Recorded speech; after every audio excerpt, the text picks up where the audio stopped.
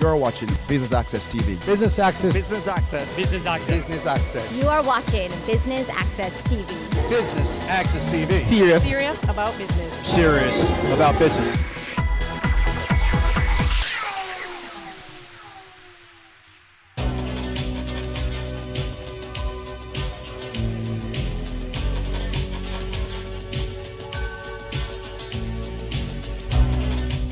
Welcome to Business Access TV's coverage of the annual PSOJ JMMB Economic Forum, where we'll be hearing from top financial experts and successful business owners in their field, sharing their knowledge on how to maximize growth in Jamaica. Stay tuned. I'm your host, Amita Prasad-Webb.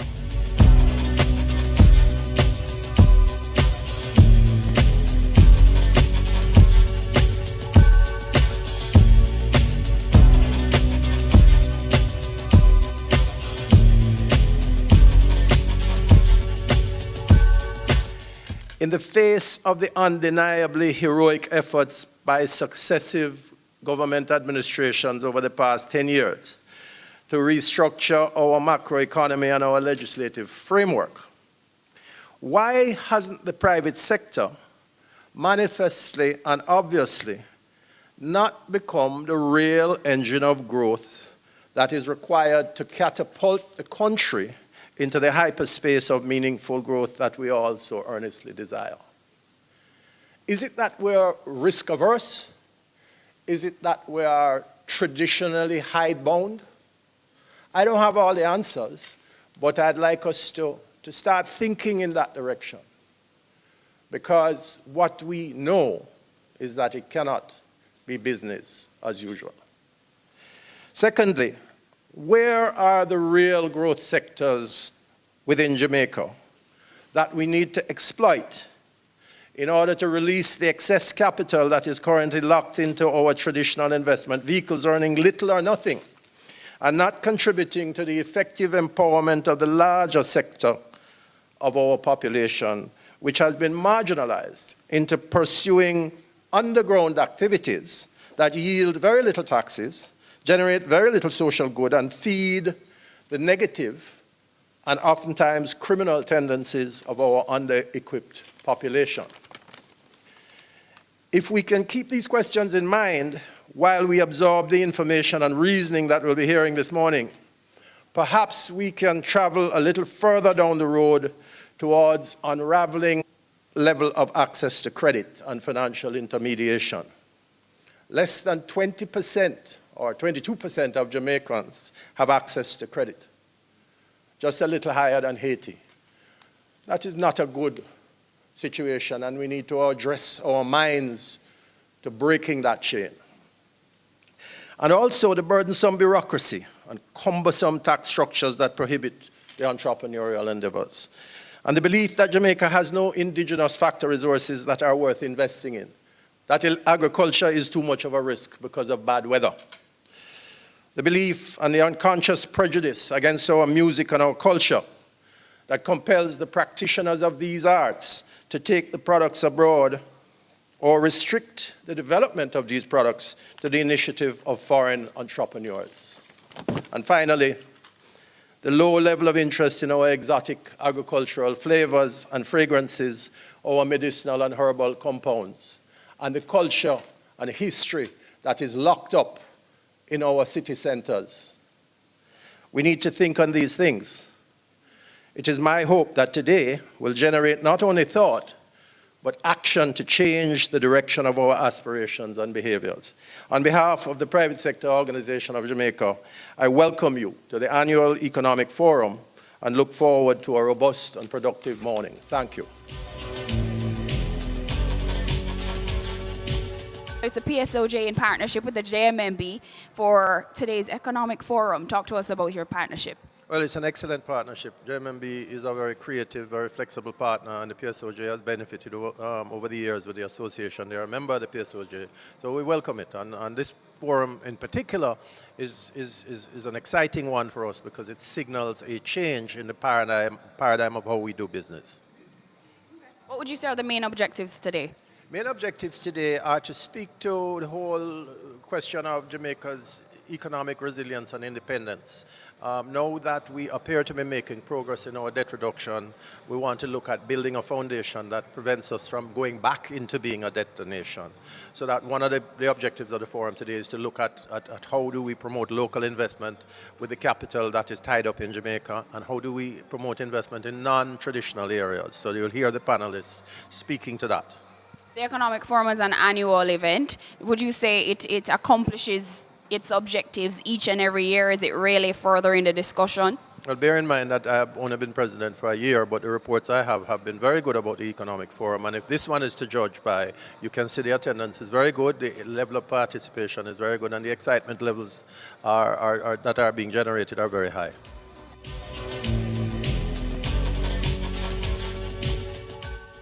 It is great that we are gathered here today to consider economic resilience.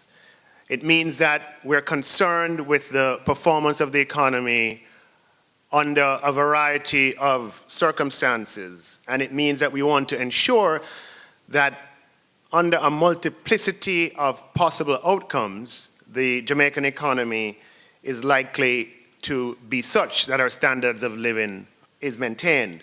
I do believe, and you have heard me say before, that the primary mission of our time is to secure for Jamaica and to achieve for Jamaica economic independence, which is economic resilience under a variety of circumstances. Previous generations would have worked hard, and we benefit from their achievement of political independence. And it is our job to ensure that for this generation and for future generations, Jamaica has the means to secure for itself and for its people from our own resources under a variety of circumstances going forward. And as Minister of Finance, I am squarely focused on this objective. But it's not an easy mission. If it were an easy mission, it would have happened already. Jamaica is a small, open economy. Trade accounts for 80% of GDP. And as a result, the proverbial butterfly flapping its wings in Southeast Asia has a ripple effect on Jamaica. We have practical examples today of sanctions against Russia threatening operations of Windalco, which happens to be accounts for 25% of our bauxite and alumina earnings. We have seen where sanctions against Venezuela threaten us in the energy sector. And we have seen where commodity price movements on the account of wars and rumors of wars affect life here in Jamaica. So how do we build economic resilience in the face of this reality? How do we strive for and achieve economic independence? Well, one of the key distinctions, or the thing that separate developing from developed countries, is the absence of strong institutions. And surely the way to build economic resilience and to achieve economic independence is to ensure that we have strong and durable, impervious institutions. And as Minister of Finance, that is exactly what I have set out to do, to catalyze the emergence of strong and independent institutions that can safeguard our economic future. For the majority of my lifetime, and Howard would like me to say for the majority of his as well, Jamaica has been in a program relationship with the IMF. Now, don't get me wrong, the IMF has always come to Jamaica's assistance in times of need, and for that we are grateful. But we cannot be proud of the fact that for the majority of our independent years, we have had to depend on the resources of the international community as represented by the IMF. And you know, the IMF doesn't emerge and we don't enter into a program relationship with the IMF when our roads are bad or when there is a problem in crime, or when the pharmaceutical supplies at the hospital are in short supply. Each and every engagement we have had with the IMF over the last 55 years has come about when our reserves at the Bank of Jamaica have gone too low. And that is why reforms to strengthen our central bank are so important and are so key to the task of economic resilience and economic independence. Later this year, we'll be tabling legislation to clarify the monetary policy goals of the central bank to be focused on price stability, to improve the transparency around monetary policy decision making, and so that information will be available for businesses and for individuals as they make their own choices. The reforms will improve the accountability of the central bank, pivoting the accountability relationship away from the Minister of Finance exclusively and towards the people of Jamaica through the Parliament. It will improve the governance of the central bank and diffuse decision-making, and it will provide for the independence in monetary policy decision-making, as well as strengthening the balance sheet of the central bank to give it the capital base to ensure that the policies that are being pursued can be done so effectively. You see, a prerequisite of economic resilience is external sustainability. A prerequisite of economic independence is to have the assurance for all businesses and all individuals to have the assurance that Jamaica can meet its external obligations as those external obligations come due. And what are our external obligations? Well, external obligations are interest payments that you have to make overseas, whether you are a private company, an individual, or you're a government. It consists of foreign payables that have to be paid by the government and by the private sector, dividends, and other flows. And at any point in time, you can measure the liability space that we have by looking at the external obligations of the private sector and of the government.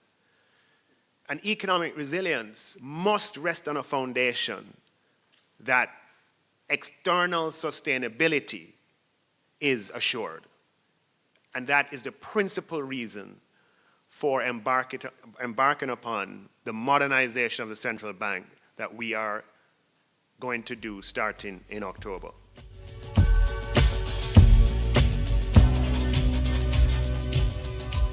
We go to a break, but please stay with us. More after this.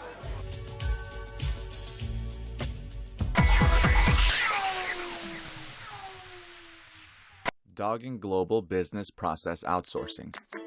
Doggin Global can help you with your day-to-day administrative and secretarial needs. We provide solutions for streamlining your accounting and bookkeeping procedures, so you can get on with running your business while knowing that all the accounting and statutory needs are being taken care of. Our BPO services include the following: bookkeeping, preparation of budgets, management accounts, and periodic financial analyses, provision of temporary or part-time accounting assistance, design and implementation of accounting systems, preparation of accounting manuals, payroll services, corporate secretarial services, assisting clients with their business entry strategy into the country, setting up new legal entities, maintaining minutes and other legal documents, non-executive directorships, preparing and submitting annual returns. For additional information, contact us at email info@doggin.global, website www.doggin.global.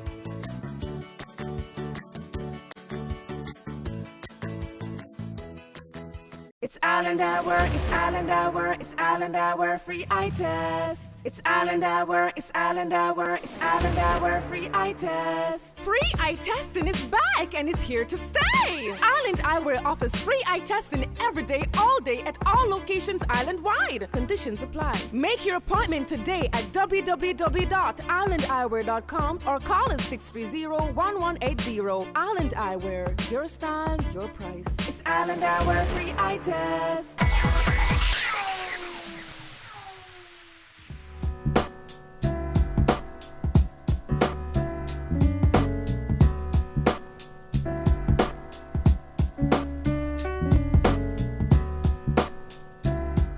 Welcome back and thanks for staying with us. Let's go straight to stage to our presenter. It's one thing to identify problems.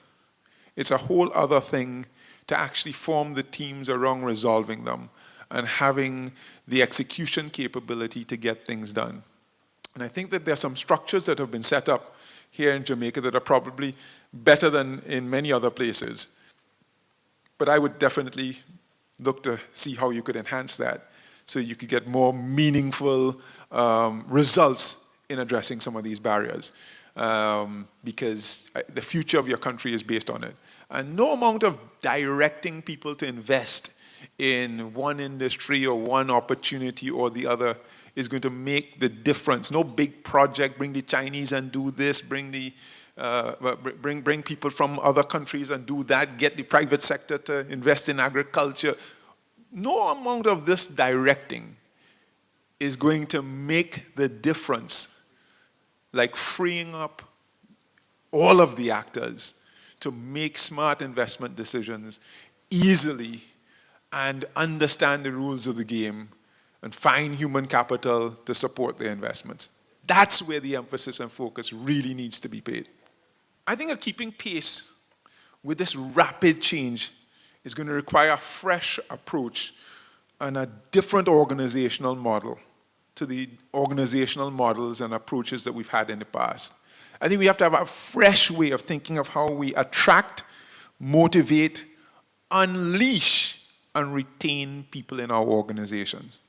There's a unparalleled change that's taking place in the world today, really driven by technology and technological advances that now allow for the speed of communication to be increased and for the processing speeds of computers to take on complex calculations. The cost of storage of data has come down considerably, and all of this is coming together to create this interesting opportunity where we are more interconnected in ways that we've never ever been and never dreamt of before.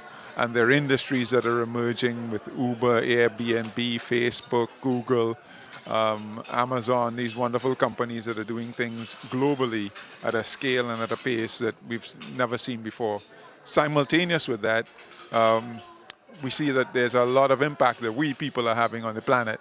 And all of this is coming together in this, great age of acceleration in which, we have to figure out how we respond. In fact, this rate of change has probably gotten to be so fast that our ability to adapt as humans is being significantly challenged, and we can see it in some of the disconnects with Uber moving into countries and regulation, not being able to catch up and keep up with what they want to do. While all of this is taking place on a global scale, we see that here in the Caribbean, we are still, struggling with some of the basics around corruption, around economic growth, strangled by debt, not able to invest in some of the basic things that we need to invest in. And while Jamaica, I think, is a bright spot, having come through this last IMF program and implemented with a lot of fiscal discipline, and its economic measures are trending in the right direction. What we think is that you're going to need a fresh approach to how businesses and people look to, I would say, not more than survive, look to be able to operate in this new emerging environment.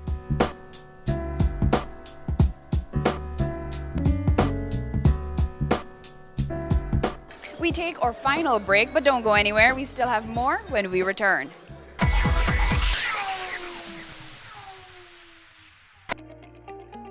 Taking the pain out of the audit preparation. Crow Jamaica now offers audit management services, AMS. With AMS, Crow team manages your external audit process by providing the following. 1.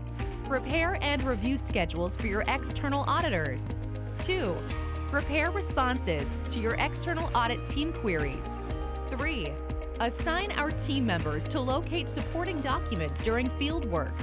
4. Draft financial statements in accordance with IFRS to supply to your external auditors. 5. Provide guidance to your internal accounting staff regarding classification and recording of transactions. 6. Review your general ledger for accuracy. 7. Prepare necessary journal entries. 8.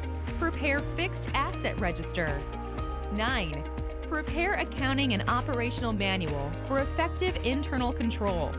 10. Liaise with the company external auditors.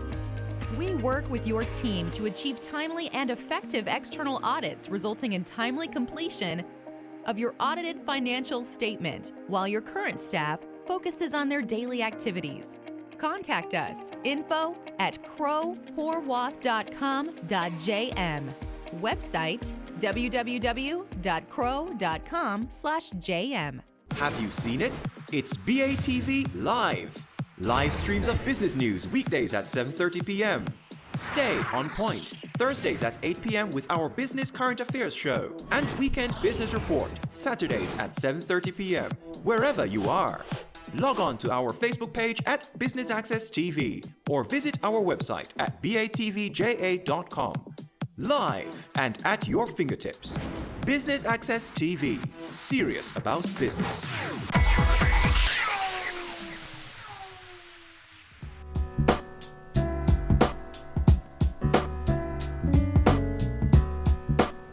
Thanks for staying with us. If you are just tuning in, we're here at the annual PSOJ JMMB Economic Forum. Please stay tuned for more highlights.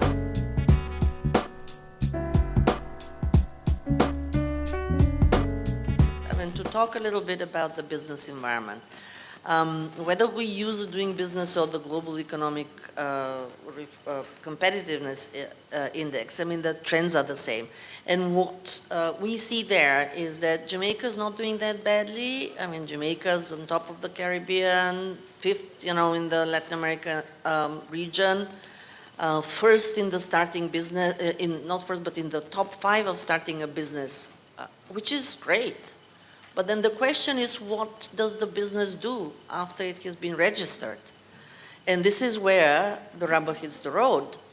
And I said Jamaica's not that bad, in terms of the ranking, but when you look across the indicators, you see that there's huge variability, between the top 5 and going down to 130 among 190 economists on trading across borders.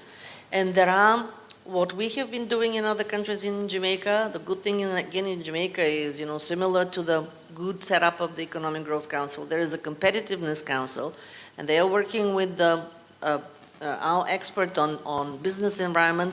They have already identified, what are the bottlenecks, what are the needs, what are the things that need to be done, and trust me, there are low-hanging fruits in revamping some regulations of permits, inspections, etc. There are also longer term or medium term, using all of the digital economy, the e-filing, and all sorts of digital platforms, which is longer term, requires investment.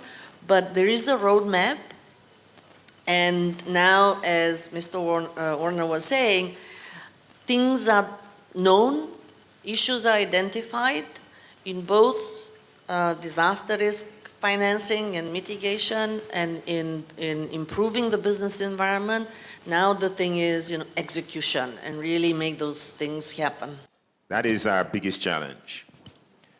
What we are now seeing, and I'm very happy that Dr. Clark is here, because he has really been really promoting some of the key changes that need to be made on the technocratic front.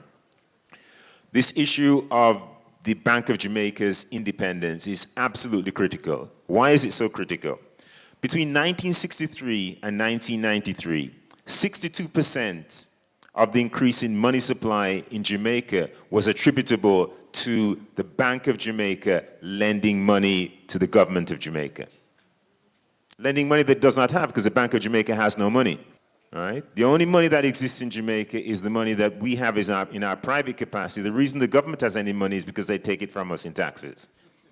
All right? So when the Bank of Jamaica lends money to the government, it's lending money that it has created out of thin air. That is inherently inflationary. And that is what dominated our economic instability from 1963 to 1993. After 1993, we started to have some controls on Bank of Jamaica credit to the public sector, but we didn't solve our fiscal problems because for the 2 years between from 1993 to 2013, that 20-year period, we borrowed excessively on international capital markets. Thus that by 2013, as again our keynote speaker pointed out, we had one of the highest debt to GDP levels in the region. So we have a couple of things that we have to accomplish. We need independence of the Bank of Jamaica so it never again reverts to what it does in 63 to 93. But we also need independence on the fiscal fronts to ensure that the government doesn't borrow excessively when it doesn't have access to Bank of Jamaica resources. Again, both of those are technocratic interventions so that at the Ministry of Finance you have a technocratic team that has the capacity to understand exactly how we need to function. But then you also need the partnerships and the social capital to put the government in a position where it is not excessively borrowing because it is managing its fiscal affairs, because there's so much accountability at the level of the broader society, and all of us are recognizing that the government has to be held accountable on that front. So it's not a conceptual challenge, colleagues, it's an execution and an implementation challenge.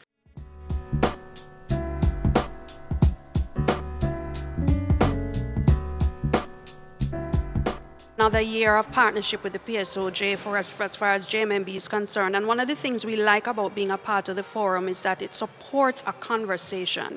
So what you have is a room filled with some of the brightest minds in Jamaica, top executives, top academics, coming together to talk about what's best for the Jamaican economy. And so what we expect from today is no different from the years past. Obviously, things would have changed. We're going through a time of exchange rate devaluation of the Jamaican dollar, concerns about the exchange rate, concerns about inflation. Are we measuring the right things? And so we believe that what's going to happen here today is going to bring a lot of that out and really get into solution mode about what we need to do as a country to get us where we need to go. Let's talk a little bit about JMMB. You're here today with in partnership with the PSOJ. What's next? Well, for JMMB, we have always been an organization that has been a little bit different. As a financial services entity, we're not your typical bank or investment house. Based on the vision of our co-founders, we have always been about focusing on our clients and focusing on what's best for the community and for Jamaica. And that's what drives our decisions, it drives our strategy. And so that drove the decision to be a part of this partnership. So it's not just about, providing financial services for people and we collect a fee. Really, it is about supporting them in achieving their dreams and being a part of an ongoing process of solution development that will ultimately be to the benefit of Jamaica and everyone who lives here.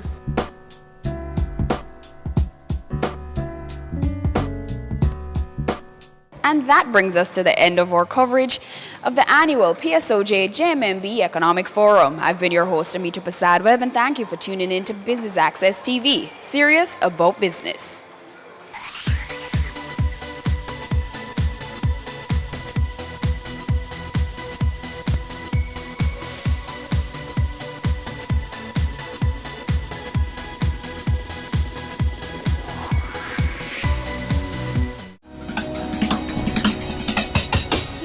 Brings the creative industries to life, highlighting creatives in different fields each week. Art. My life turns art. I breathe, I eat art. Fashion. Food. Without a customer, we're nothing but four walls. Music. Film. Cameo. Only on Business Access TV. It's season 12, and Wealth Magazine Business Access is here to keep you business savvy. With an impressive mix of some of Jamaica's most inspiring business moguls, we continue to keep Jamaica informed, empowered, and ready to dominate. Tune in Sundays at 5 p.m.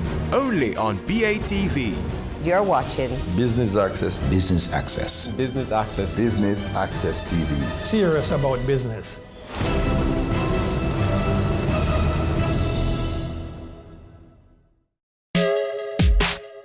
I'm Adam Stewart. This is Business Access TV, serious about business.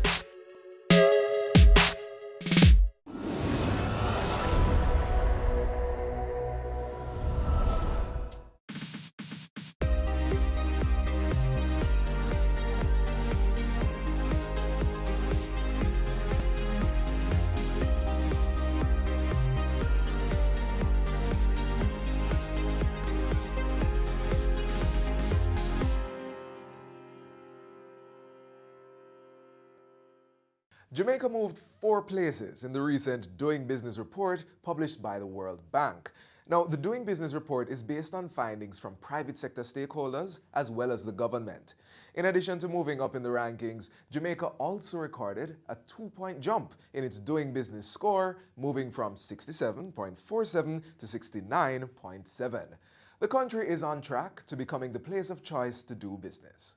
Hi there, I'm Theodore Henry, and this is Jamaica Magazine. It unfolds right now.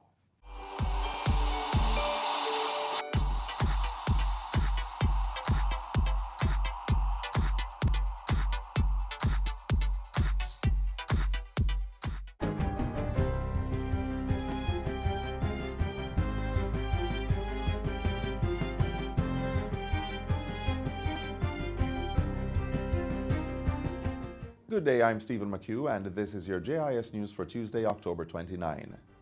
Over 1,000 Jamaicans are expected to benefit from free medical services being provided by the United States Navy hospital ship USNS Comfort. The ship is docked in the Kingston Harbor from October 28 to November 1.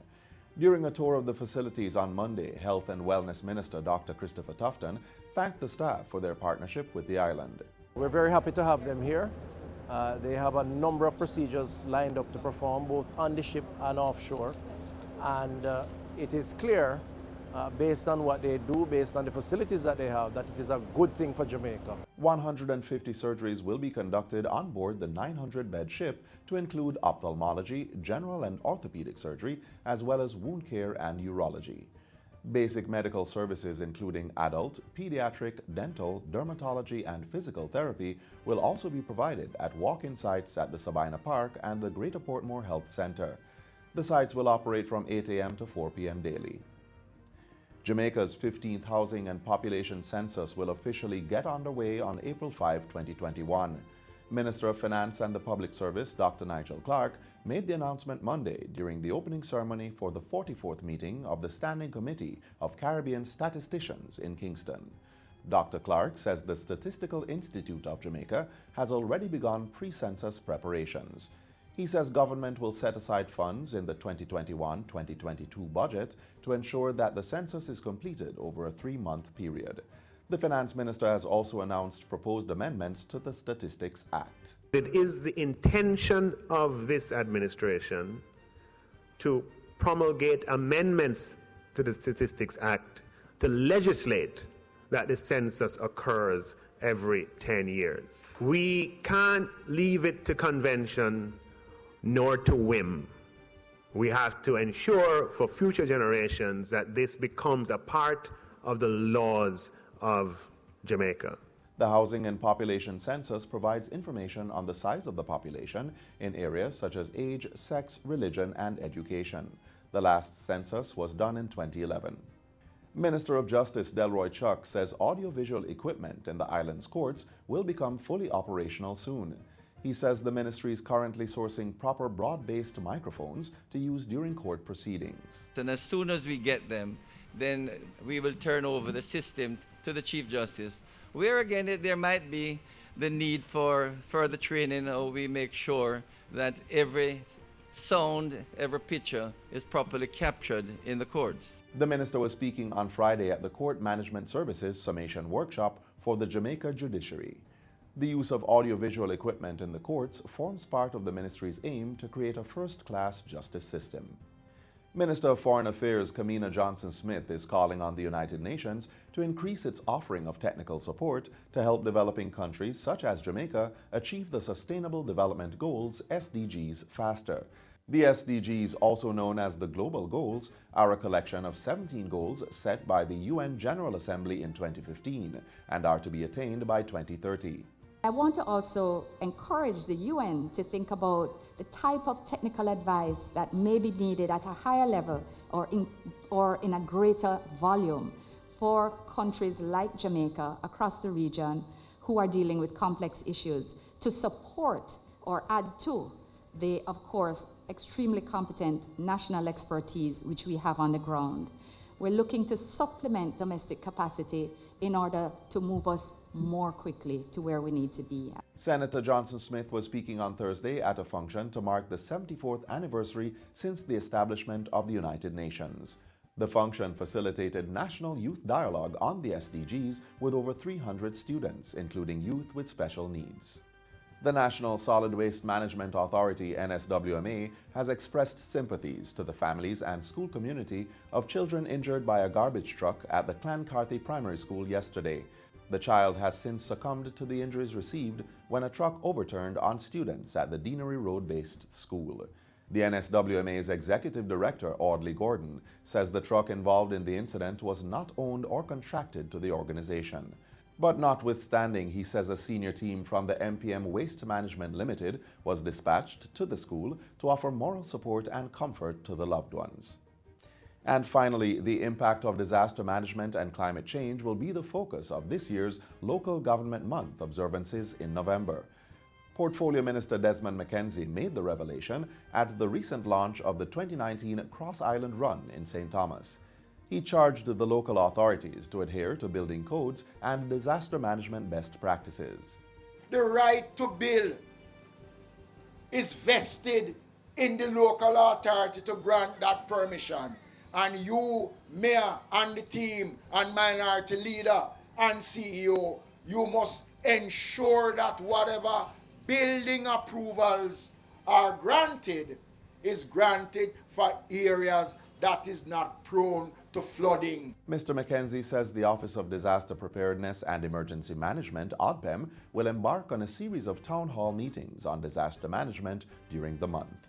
The Cross Island Run precedes the observance, with runners taking the month's messages from the island's leaders to each municipal corporation. This is the third staging of this initiative, which has become an integral part of the calendar events for Local Government Month. And that's it for JIS News Today. I'm Stephen McHugh. Thanks for watching.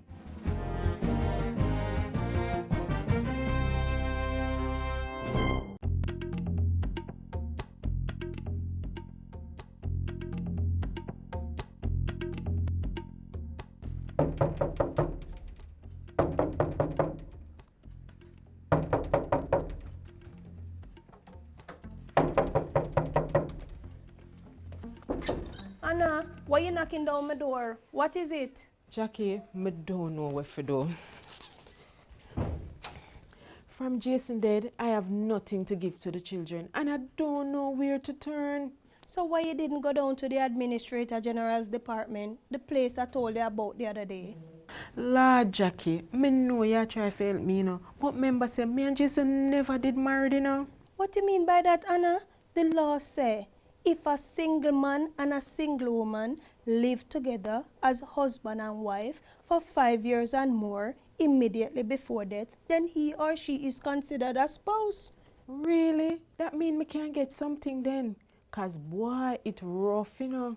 Yes, man, just go down there, tell them about the case, that Jason died, leaving no will, house and children under 18 years. Go down there and see what them can do for you.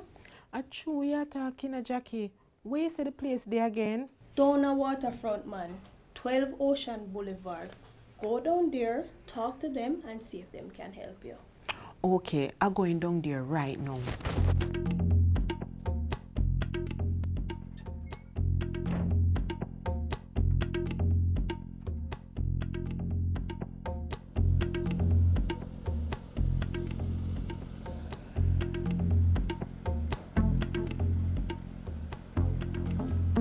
Good morning, madam. How are you? Good morning, miss. I hear that the Administrator General's department can help me. You see, my children, them father died, leaving me with the two pitney them, and I'm me alone I care for them. Did he leave a will? Will, ma'am. After Jason never ready for dead, how come him a come from work and drop down dead? My friend tell me say under the law, I'm considered a spouse. By the way, who is a spouse? Under the Interstates, Estates and Property Charges Act, a spouse is a single man and woman living together as husband and wife for 5 years or more. By living together, the two persons should not have been separated at any time during the 5 years immediately before death.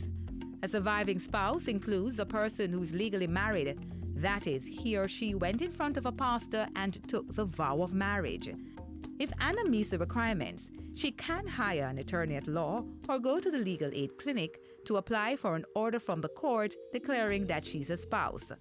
Some of the questions the court will look at are: did Anna and Jason break up during the 5 years? Did Jason have any children born in the same year as Anna's children? The court will also want to know if Anna or Jason were married before and not divorced. Once the order has been granted, the spouse would be entitled to benefit from the estate of the deceased. For further information, you can visit the Administrator General's Department in Kingston, 3rd floor at the Office Center Building, 12 Ocean Boulevard, or call us at 922-183023. You can also visit our Western office at the 2nd floor of the National Housing Trust Building at 42B Union Street, Montego Bay, St. James. Telephone 630-4261. Our website is at www.agd.gov.jm. That's the Administrator General's Department, securing your legacy. Next, the latest happenings out of the office of the Prime Minister.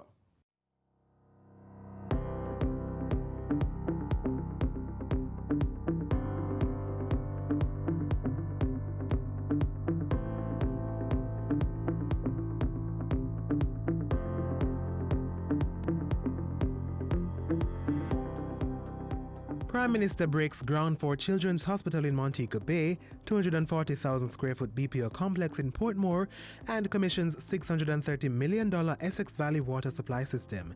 You're watching Jamaica House Weekly. I'm Anthony Morgan.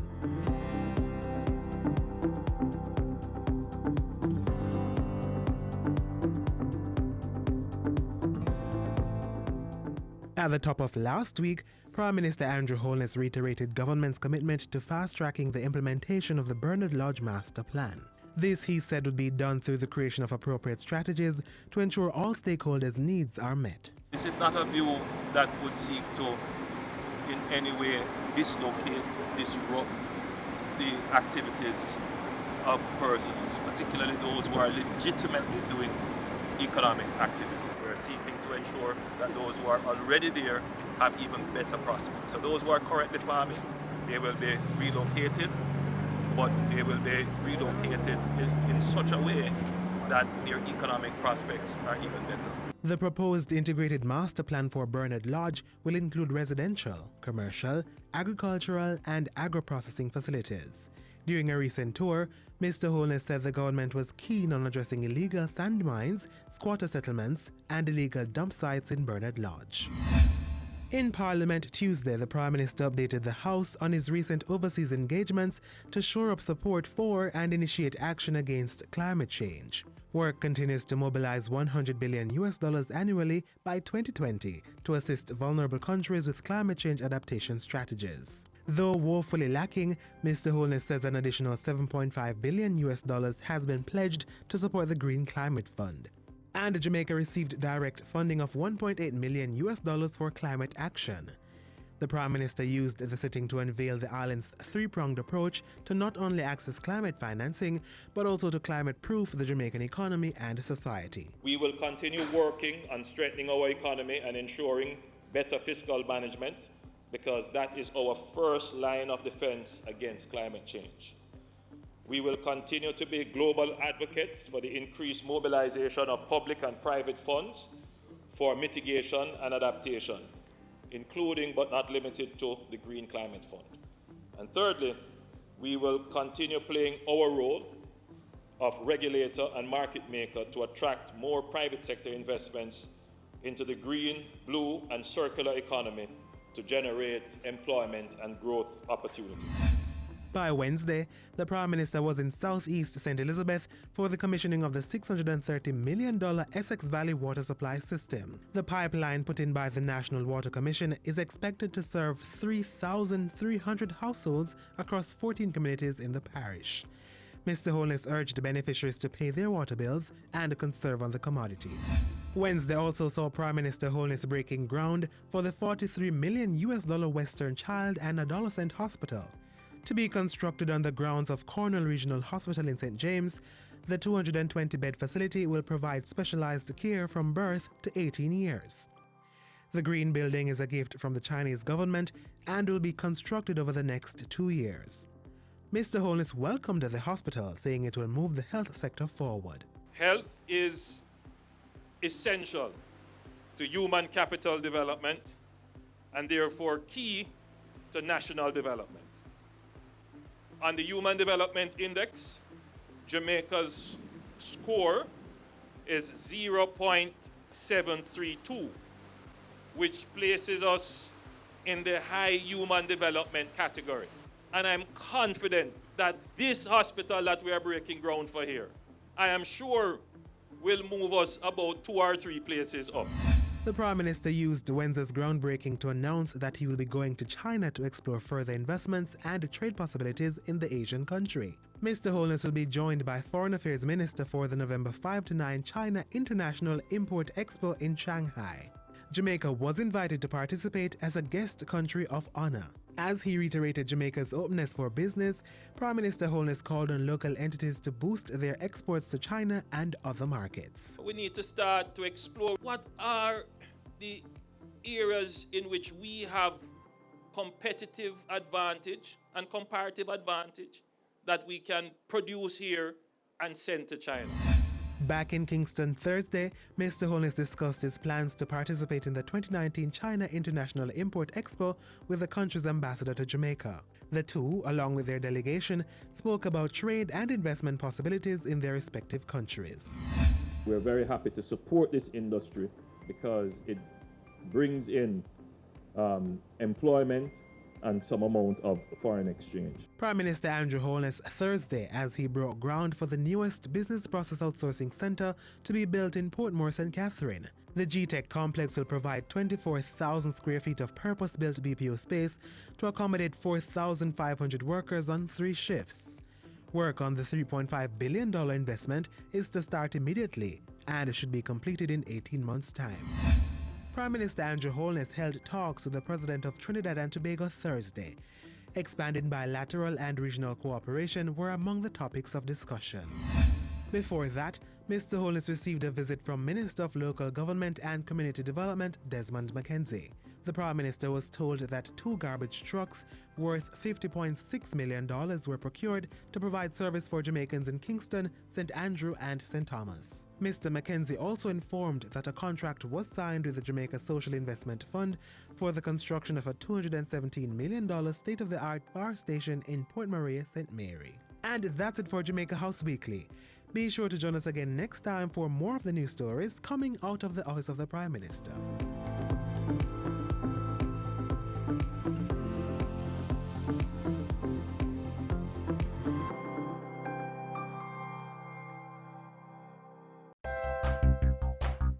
So many wish they could visit our shores. We live where they vacation. Brand Jamaica beckons all from the 4 corners of the earth. Well, as a Jamaican, I have great pride in selling it. Your pride that you sell Jamaica with is something that it rolls off. Jamaica has so much to offer, and every time I have the privilege of bringing an executive down to Jamaica, an executive from an airline or a tour operator or a travel agency, and you take them across the country, the pride that they said, wow, I can't imagine, especially when it's their first time. Wow, I love this. Build it. Cherish it. Our wealth is Brand Jamaica. Now, we journey to the West. There we learn how to relax while enjoying some of the best of Jamaica. Let's go to the Montego Bay Marine Park. We all know that Montego Bay St. James is a magnet for visitors from near and far.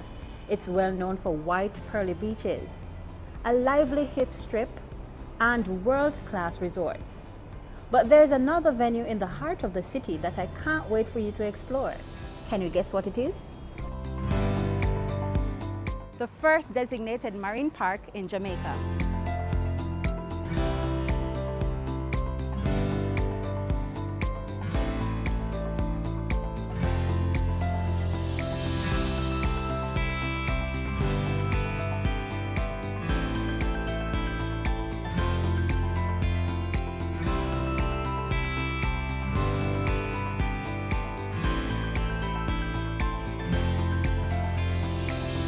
Montego Bay Marine Park is a protected area, and our main role is to care and protect what's in it. And the park itself goes, say, from the border of Great River all the way up to Tropical Beach, and everything underneath and on the surface. So what we do, we patrol to ensure that people adhere to the fishing regulations in particular, or the boating regulations, the users regulations. We also do scientific research, because we have to make sure that the park is healthy. But protecting the sea and its marvelous inhabitants is just one of the many duties of the Marine Park Trust, which was established in 1991. It also has a mandate to increase environmental awareness and stewardship through informative and engaging activities. Summer camp now, what we do, we teach them, we have classes every day. Again, coral reef, fish, mangroves and so forth. We take them out. We have swimming classes, snorkeling classes, and they also, well, most of the times they get a catamaran cruise as well.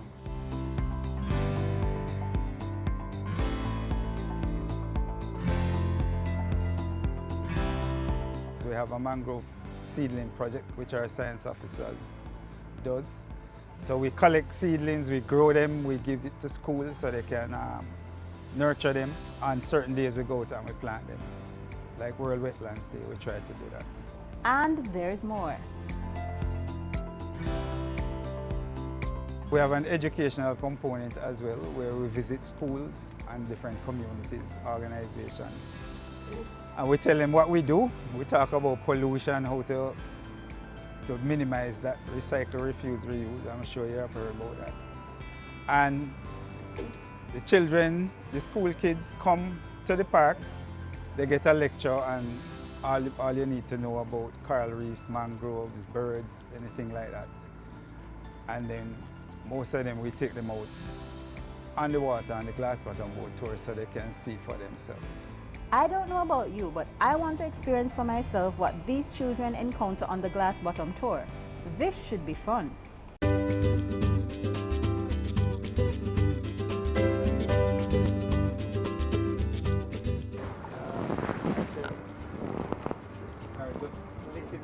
Huh?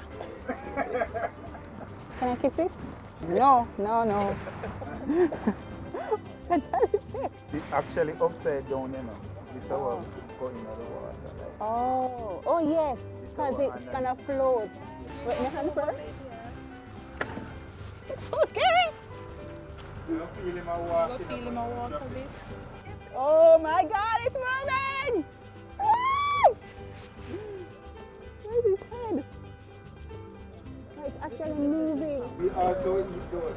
Yeah, people eat them. Oh my gosh! The rangers ensured that I had the full experience by introducing me to a few of the remarkable underwater creatures. I was even introduced to the different types of seagrass. Who knew the ocean had grass too?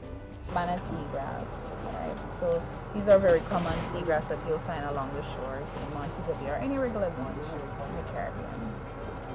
This is an algae. This is called the dictyota. It's very cute.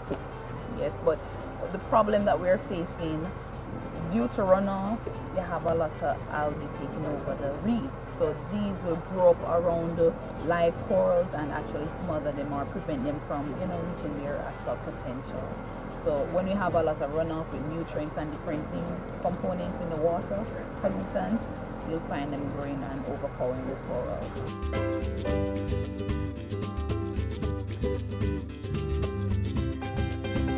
So as you can see, the Glass Bottom Tour is a soothing and unique element of the park, riding into the sunset and appreciating the gifts of nature.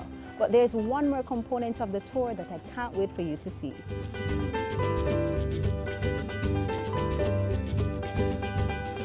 Feast your eyes on Montego Bay's very own mangrove forest, known as Bogue Lagoon. We have egrets, we have pelicans, we have manowars, otherwise known as frigate birds. You can have up to 400 to 500 birds nesting at sunset, and you watch them coming in.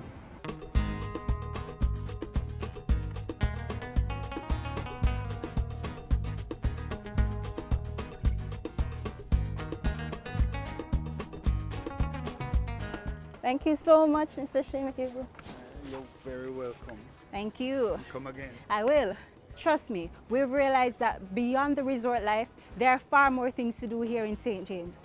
So why not make some time and go out there and enjoy some of these authentic and informative experiences. You won't regret it.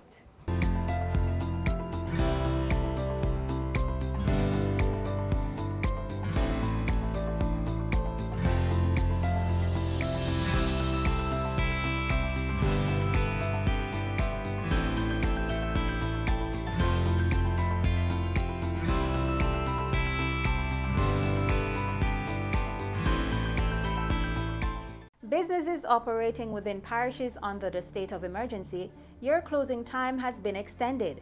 In St. Catherine and Clarendon, clubs, fast food restaurants, petrol stations, and establishments operating under a tavern license, your opening hours are 7 a.m. to 11 p.m. For supermarkets, grocery shops, haberdasheries, and other businesses, opening hours are 8 a.m. to 11 p.m. In Westmoreland, Hanover, and St. James, business closing time is between 10 p.m. and midnight.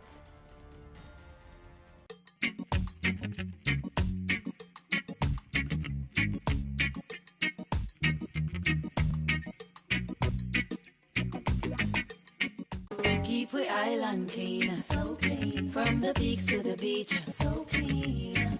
No dirty up Jamaica, please don't do it. Keep we island clean, so clean. From the peaks to the beach, so clean. No dirty up Jamaica, please don't do it. No dash no paper, no dash no plastic.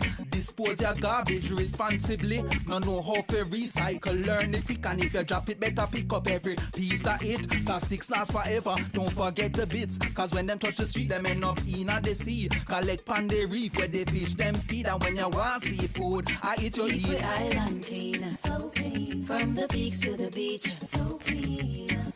No dirty up Jamaica, please don't do it. No dirty up Jamaica, no dirty up Jamaica, no dirty up Jamaica, no dirty up Jamaica.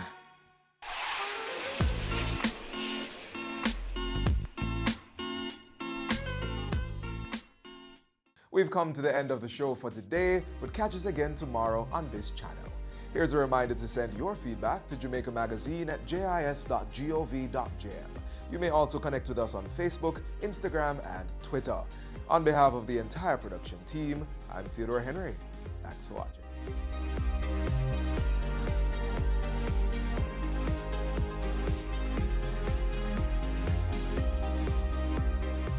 This has been a production of the Jamaica Information Service, the voice of Jamaica.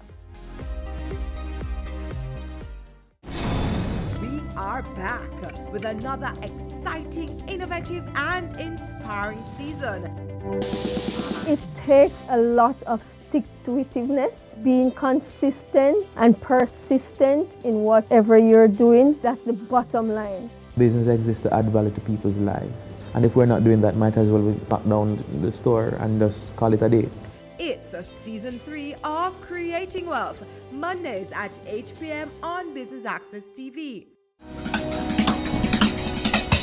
Cameo brings the creative industries to life,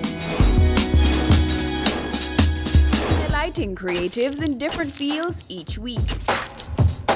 Art. My life turns art. I breathe, I eat art. Fashion. Food. Without a customer, we're nothing but four walls. Music. Film. Cameo, only on Business Access TV.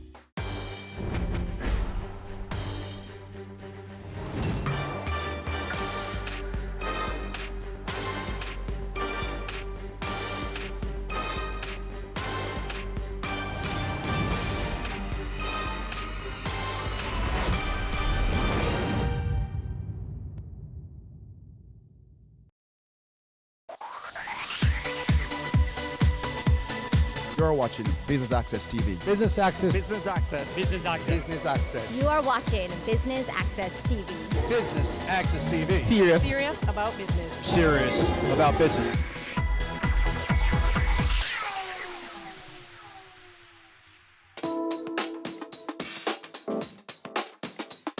The ICAJ hosts their annual business conference here at the Jamaica Pegasus under the theme Megatrends 3.0, Changing Times, Changing Strategies. I'm your host, Mita Prasad Webb. Please stay tuned for highlights.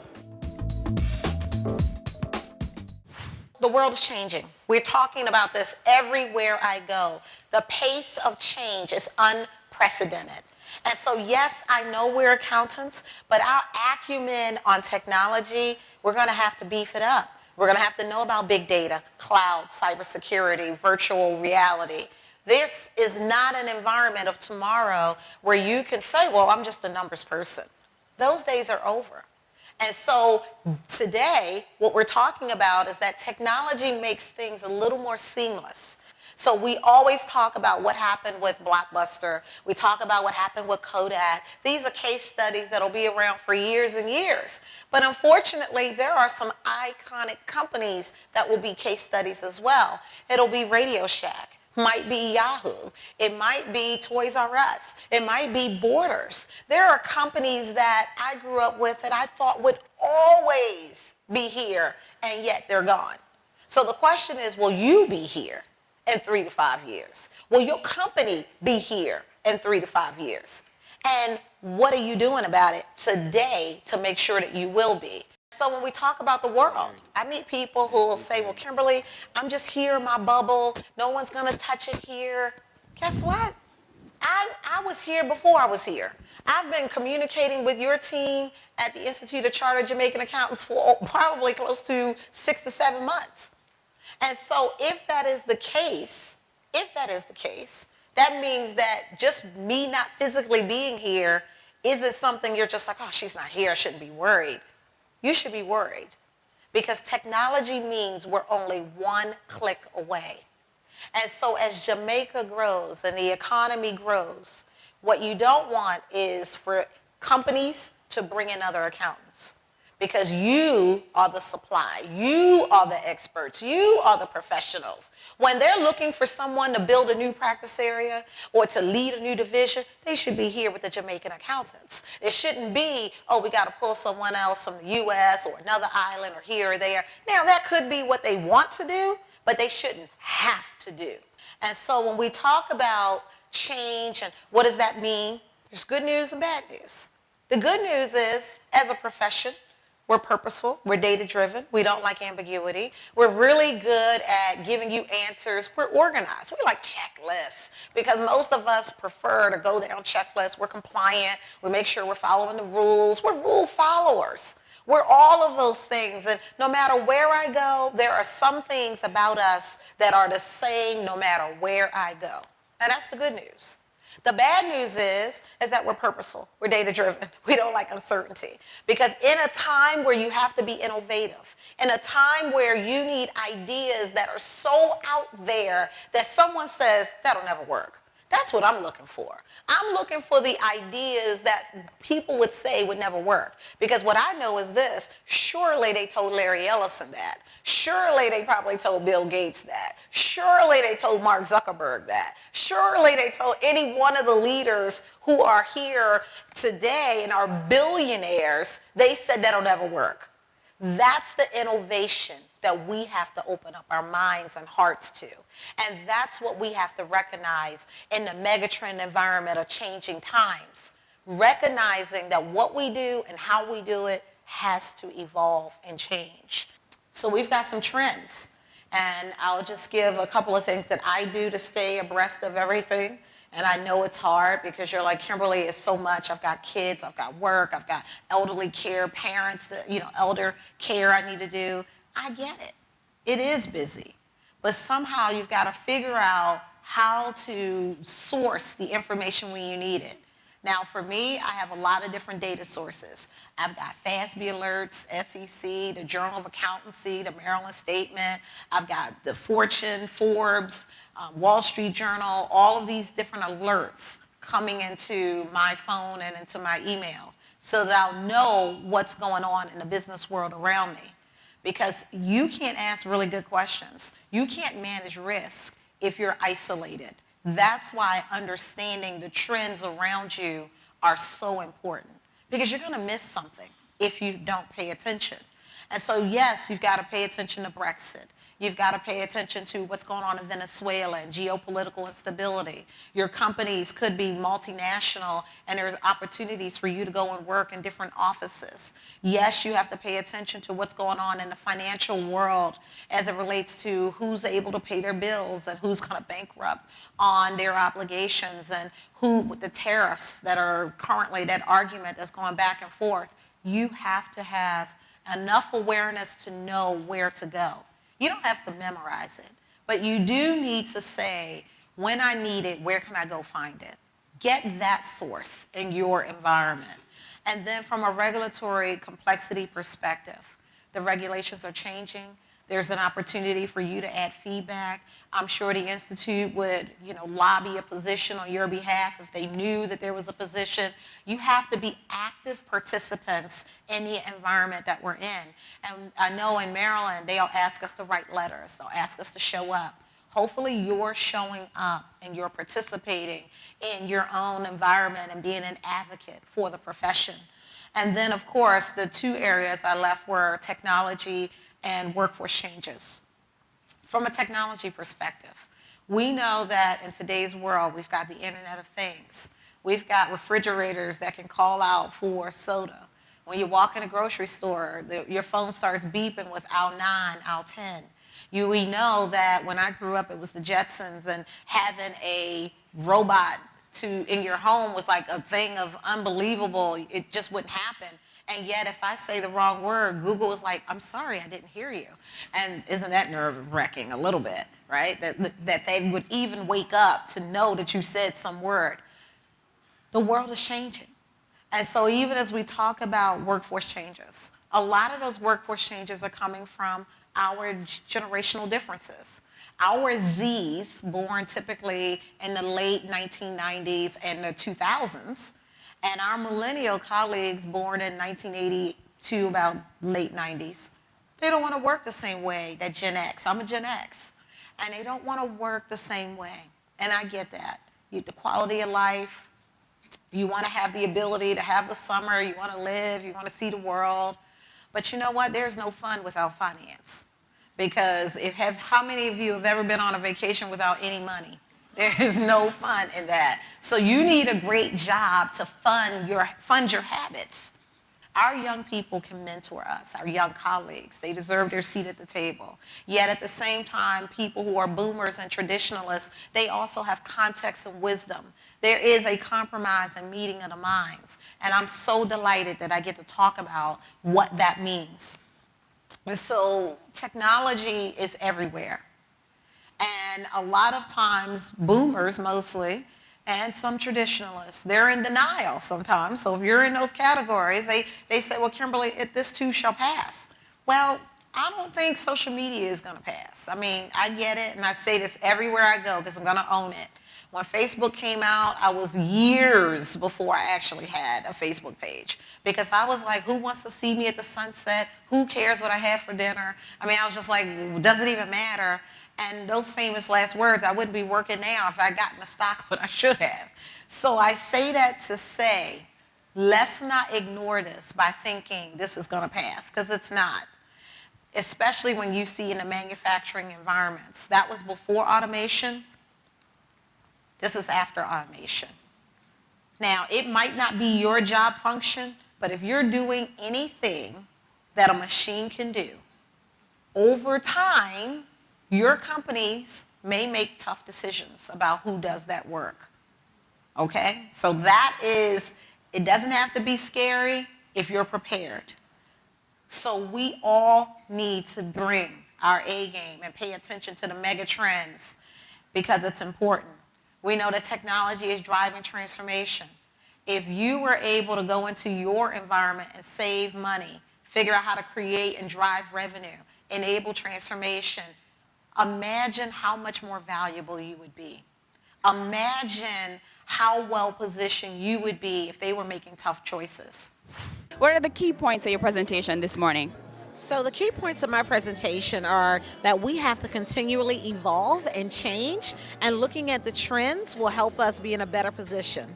Is this your first time here at the Chartered Accountants Conference? Yes! This is amazing. The energy, the enthusiasm. I walked into this room and immediately felt energized, like caffeine. So I'm really excited to be here. How would you say conferences of this nature benefit the industry? So conferences like this, and what I really want to call out is that the president talked about doing a conference that wasn't about technical themes. So this conference that talks about other things that make us well-rounded, that give us perspective, that help us grow and learn, I think are amazing, because this is exactly what we need to know. We need to know what's going on in the world around us, and we need to discuss how those help us in our day-to-day jobs and how we may need to change our strategies. Talk to us about the theme of your presentation, changing times, changing strategies. So I really followed the conference theme, and I really wanted it to be informative. I wanted it to be a call to action. I wanted to talk about what every person in this room could do to be intentional and to be accountable. And so changing times just speaks to how technology is changing everything, and we need to change our strategies. So I think they're related, and I'm excited about that. Is there anything else you want to add? I think that we are all capable easily of doing what we need. When we talk about inspirational, motivational, hard work, persistence, high integrity, ethics, that's the very definition of the Institute of Chartered Jamaican Accountants. And I'm looking forward to seeing what they do in the future.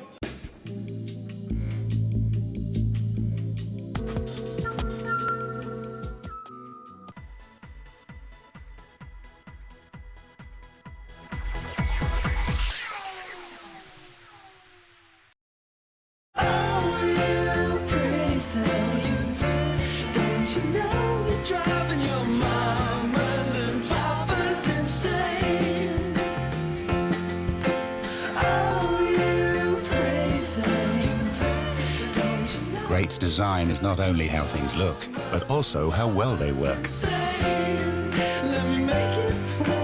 The GLC, more than meets the eye. Full-service HR solutions.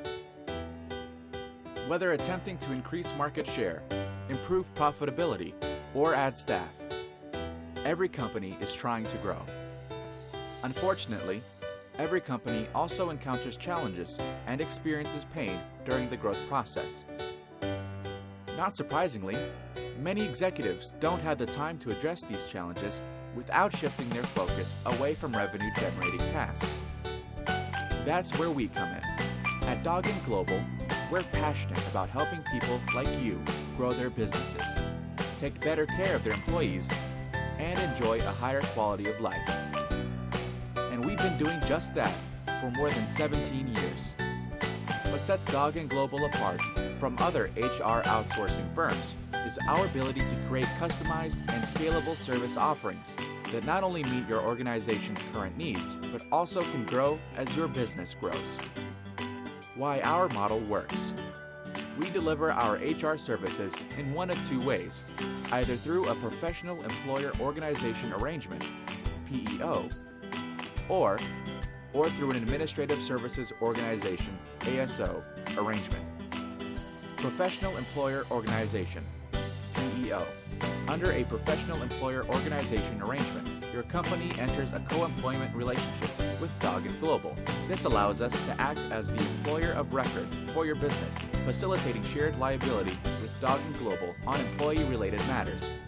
This arrangement also gives us full authority to perform many of the tedious administrative tasks associated with being an employer, payroll administration, benefits reconciliation, etc., on your behalf and process all employee-related taxes under our tax identification number. Administrative Services Organization, ASO. Doggin Global ASO model allows you to pick and choose from our wide array of services to create a custom offering designed to support or supplement your current in-house HR staff or internal processes.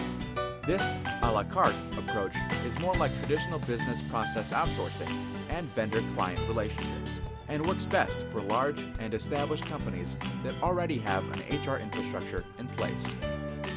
For additional information, contact us at email info@doggin.global, website www.doggin.global.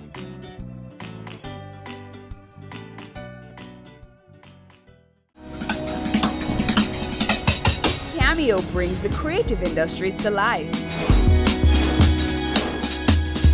highlighting creatives in different fields each week. Art. My life turns art, I breathe, I eat art. Fashion. Food. Without a customer, we're nothing but four walls. Music. Film. Cameo, only on Business Access TV.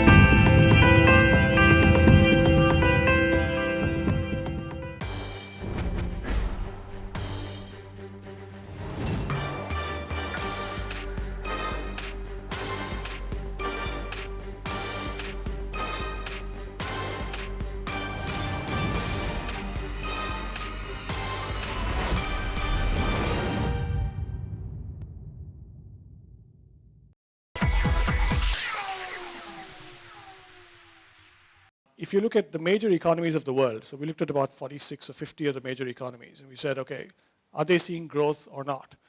And that chart tells you what percentage of those economies is seeing positive growth. And so what you've seen is, this is the first time, going back 10 years, that so many countries around the world, including here in Jamaica, by the way, are seeing strong growth.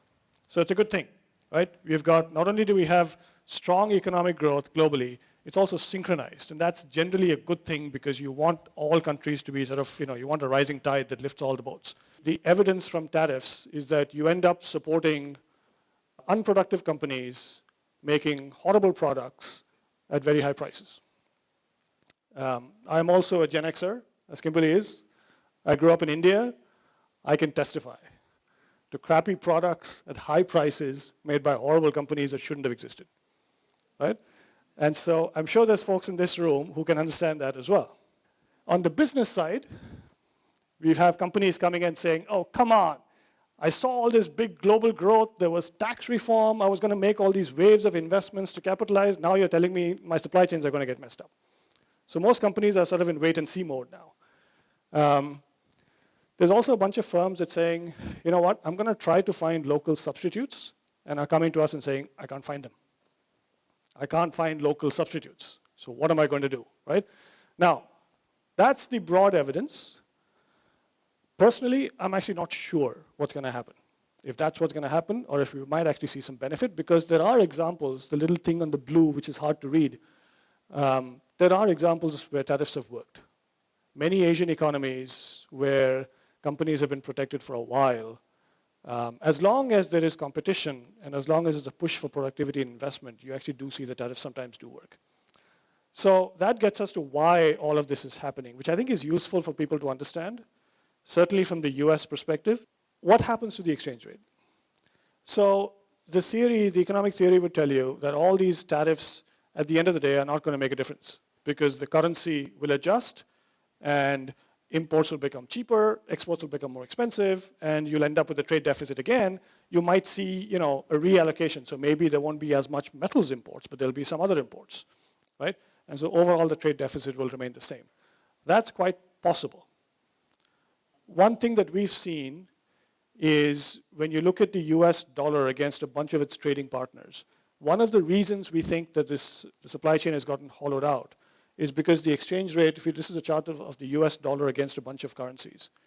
The US dollar appreciated in the late 90s, and that is coincident with this sort of decline as a domestic supply chain. A lot of people call out attention to China, but it's not just China, it's the appreciation of the dollar. And what we've seen is that the dollar has stayed at a high value against some of these trading partners since then. So against the Japanese, against the Koreans, you've seen that the dollar has stayed high. And so it is entirely possible that the dollar might adjust, which means that we may end up in a situation back in the 1980s, which again has implications for trade. Now, any of you might remember your history. In the early 1980s with the Reagan administration, we went through something similar to what we're going through now, right? Voluntary restraints on imports, tariffs on a bunch of imports. The target then was Japan and Europe. Now it's China. It didn't work. It didn't work because the exchange rate appreciated and the deficit stayed. And so we ended up with what's called the Plaza Accords of 1985, which was a devaluation of the US dollar, effectively. Some of those people who were involved in those negotiations back in the 1980s are in the administration today. So you might see, I personally would be watching for that to see what happens to the exchange rate. But I am here to tell you, as I tell most of the companies that we work with, if you are holding your breath expecting that all this tariff noise will go away, you should probably start breathing. We have a very resilient global economy, strong, sustained growth for several years, especially over the last 3 or 4 years, but you're starting to see this concern. And one of the concerns, the most important concern that we're seeing from businesses is what is happening with all this trade and geopolitical uncertainty. And what is happening is the fact that there is an escalation, no question, and the escalation is happening under trade auspices that give the administration in the US a lot of authority and a lot of leeway to change practices. And if you look at the words that are coming out of the administration, you will see consistent language about this. Most of that is geared towards the third point, that is to turn around 20 years of a decline in the US supply chain and try to make things better there through more domestic sourcing, through more investment, and through more protectionist policies. And is that going to work? Is anybody's guess? The empirical evidence is not strong. But then we've also not had this kind of a situation where you've got an administration saying, we're going to try to do this. Give us some feedback on your presentation today. Well, I think, we wanted to make the point about what's going on with the broader global economy, issues around trade and tariffs, which I know are on top of mind for most people. They are concerned about what they're seeing coming out of the US. And so we wanted to make sure that we kind of covered some of those issues. I think the main point that I wanted to make was that we are in slightly a different environment where you do have a lot of global growth going on.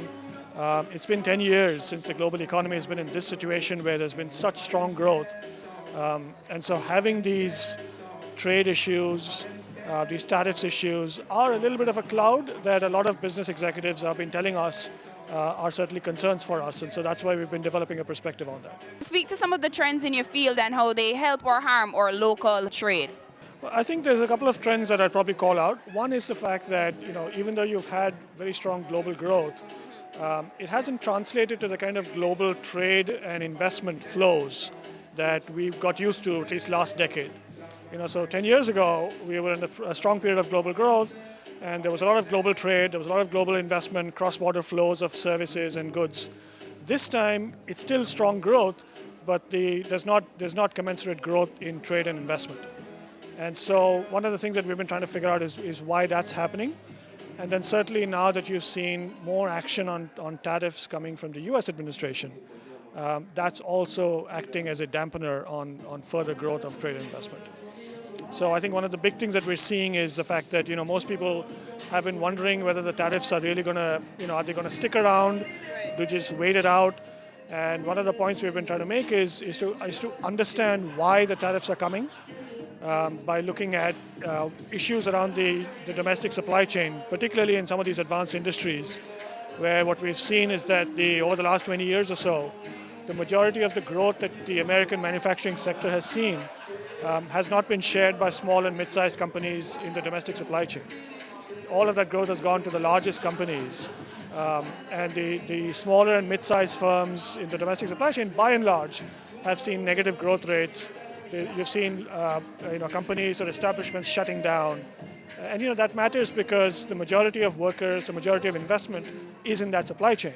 And so when the supply chain doesn't see strong growth, it has a knock-on effect on things like wage growth or investment growth or technology readiness or productivity growth, right? And so that's really what we're seeing, or what we're looking for is when you have this new kind of environment around tariffs, is that combined with things like tax reform, are you actually going to see a wave of investment coming into the supply chain? That's what we're looking for. Talk to us about what's unique about the design of this conference. This conference is geared towards getting persons prepared for the change that is happening, the disruption that is happening in the world today, and for our leaders to understand the change and what it means for them. And that's what's unique about it. In fact, that we are focusing on it. It's not really a numbers crunching IFRS conference. It's really a true business conference where we can focus on other things outside of accounting. What were some expectations that you had of this conference? First of all, I expected to have a very high level of participation from our members and from the business community. I expect that our presenters would deliver on the topics that were selected for them in accordance with the objectives of the ICAJ.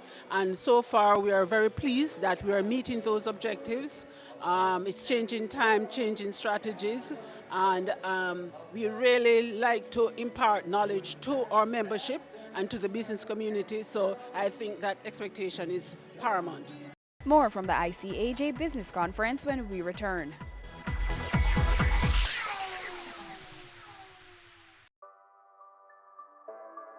Sundays at 4:30 p.m. It's all about Home Sweet Home. Get your half-hour dose of the business of real estate, from laws and concepts to reality, building, buying, or renting. Or what about trends in decor or renovations? Home Sweet Home will keep you up to date.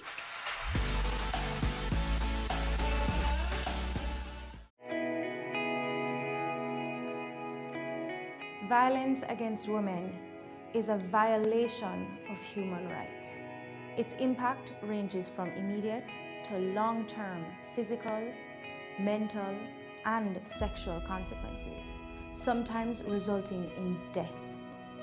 It negatively impacts women's general well-being and can prevent us from fully participating in society. Be a better human being. No more violence against women. No more.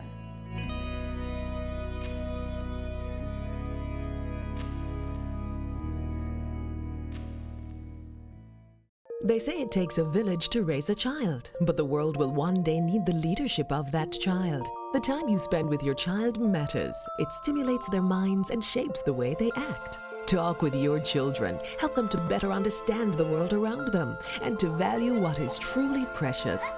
Above all, the most valuable gift you can give them is love. Play, talk, teach, love. Take the time. It makes all the difference. A message from the Parenting Helpline and Ad Council Jamaica. Business current affairs you can relate to. Frank, credible discussion. On point, dissecting the issues. Offering solutions to Jamaica's challenges. On point. Thursdays at 8 p.m. on Business Access TV.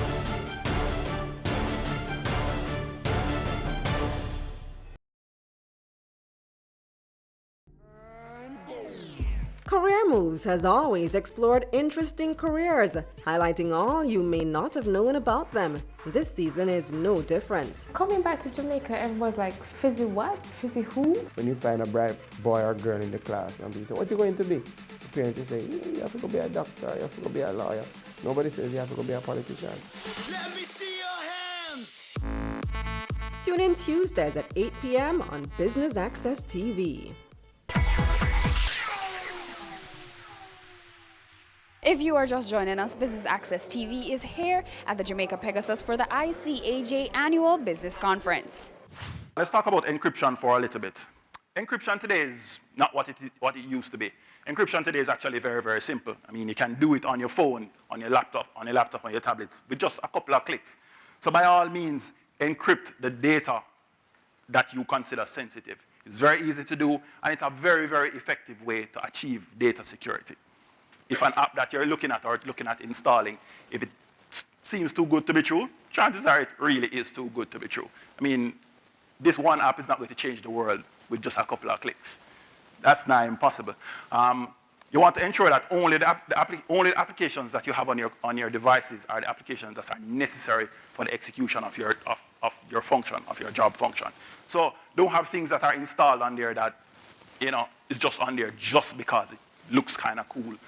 It's nice to have that sort of stuff. Many times those apps, especially the ones that seem too good to be true, all they are backdoors for stealing your data. Email is the most widely used tool to compromise data security. It's a low-hanging fruit. The truth is, hackers by nature are actually very lazy people that really don't have to work hard for what it is that they're getting. So if they can do something, if they can send out 1 million emails with malicious content or malicious link, all they're really interested in is that 100 people click on it. They're not really interested that 1 million people have actually clicked on it.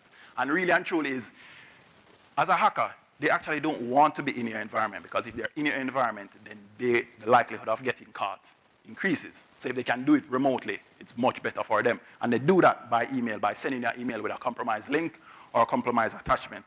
So always think before you click on any form of attachments that with any email at all.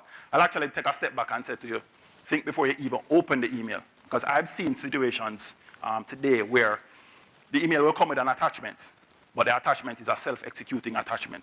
So once you click on the email itself, the attachment executes in the background, steals your data. I know there's a practice that, especially for people who use Outlook, to have the preview pane of the email up and running, because it makes life easier. It is, because you can quickly glance at the preview pane and say, all right, this is what it's about, and you can make a decision about whether to act or not to act. I'd actually recommend that you turn it off, because those self-executing emails actually run once the preview pane comes up. Another thing that you want to do is you want to keep your systems up to date. You want to ensure that the applications that are running on your devices, whether it's your phone, your tablet, or your computer, are up to date. Nearly all the time a vendor releases an update, it's nearly always to fix a security hole. Oftentimes, it's, a small portion of the time is for functionality. If they're going to release functionality, they actually release a new version of the application. But once they publish an update for the application, nearly all the time, it is a security-related hole that they're trying to fix. There are so many vulnerabilities that exist today with so many applications that you have to, as soon as a newer version comes out, you want to ensure that you keep your system up to date and install the latest versions of software. It's often you have applications or you have data on your devices, and the usage of that data is just, you have it just because. No, don't keep data on your machine just because you need to have it on there. Because it becomes unused over time, it becomes old and you forget about it, and then the next time you remember about it is when you're in the headlines because, suddenly company data is out there, your machine was compromised, and you remember, oh, I had this folder on my machine. One of the things that we recommend is that once you're done, you set expiration on the data sets that you're using. So once you're done with something, after the reasonable reporting period has passed, move it, archive it into a secure location, an offsite storage or something like that. Now, backup is often not associated with security. It's often associated with other components of IT. But backup is actually a very important component in security.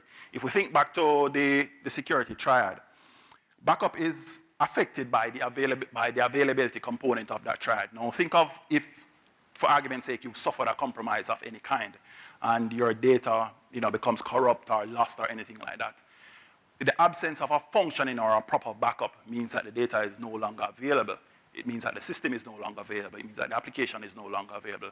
And you have failed the availability component of the triad, and therefore you have failed data security. So it's very important to have verifiable backups. Don't just back up your data and say, all right, fine, I'll copy these files over to this folder, I'll run the backup process in this application, and it has copied the file and stored them in a location, in a secure location. Always verify them. We've seen an example where we were called in to investigate a compromise. And the compromise was so bad that we said to the customer, look, give me a backup set, let's start to recover from the backup set. And they diligently showed us the log of their backups. The backup happened every night.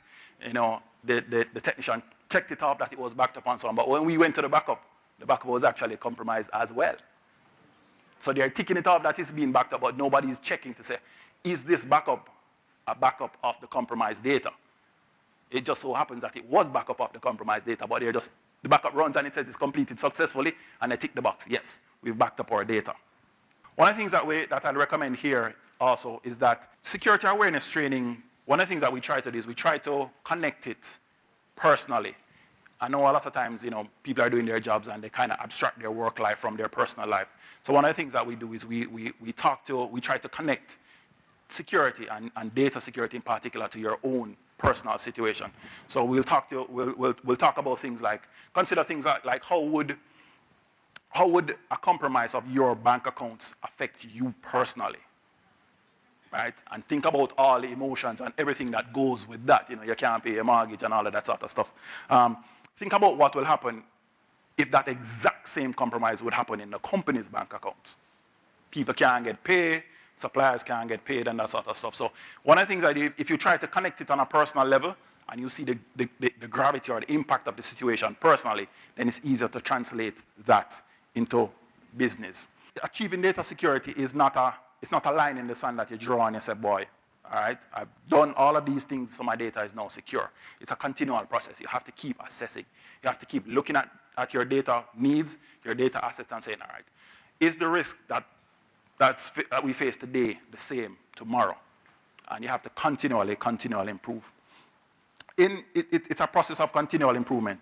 I think in the security circles, we have a common thought that there are really just two types of businesses in the world. Those who have been hacked and those who don't know they've been hacked. And that's a reality. It takes about, the average security incident takes about 30 days to be discovered. And for companies that their pockets are, they're deep and they're invested in it, it may take another 180 days to recover from it. So it could be up to a year in many instances that you don't even know that you've been compromised. Many businesses don't ever recover from a compromise. So to achieve data security, do something. There are many things on the list that are simple to do. They're low-hanging fruits. Just do them. Because doing something is much better than doing nothing and assuming that you've never had a compromise.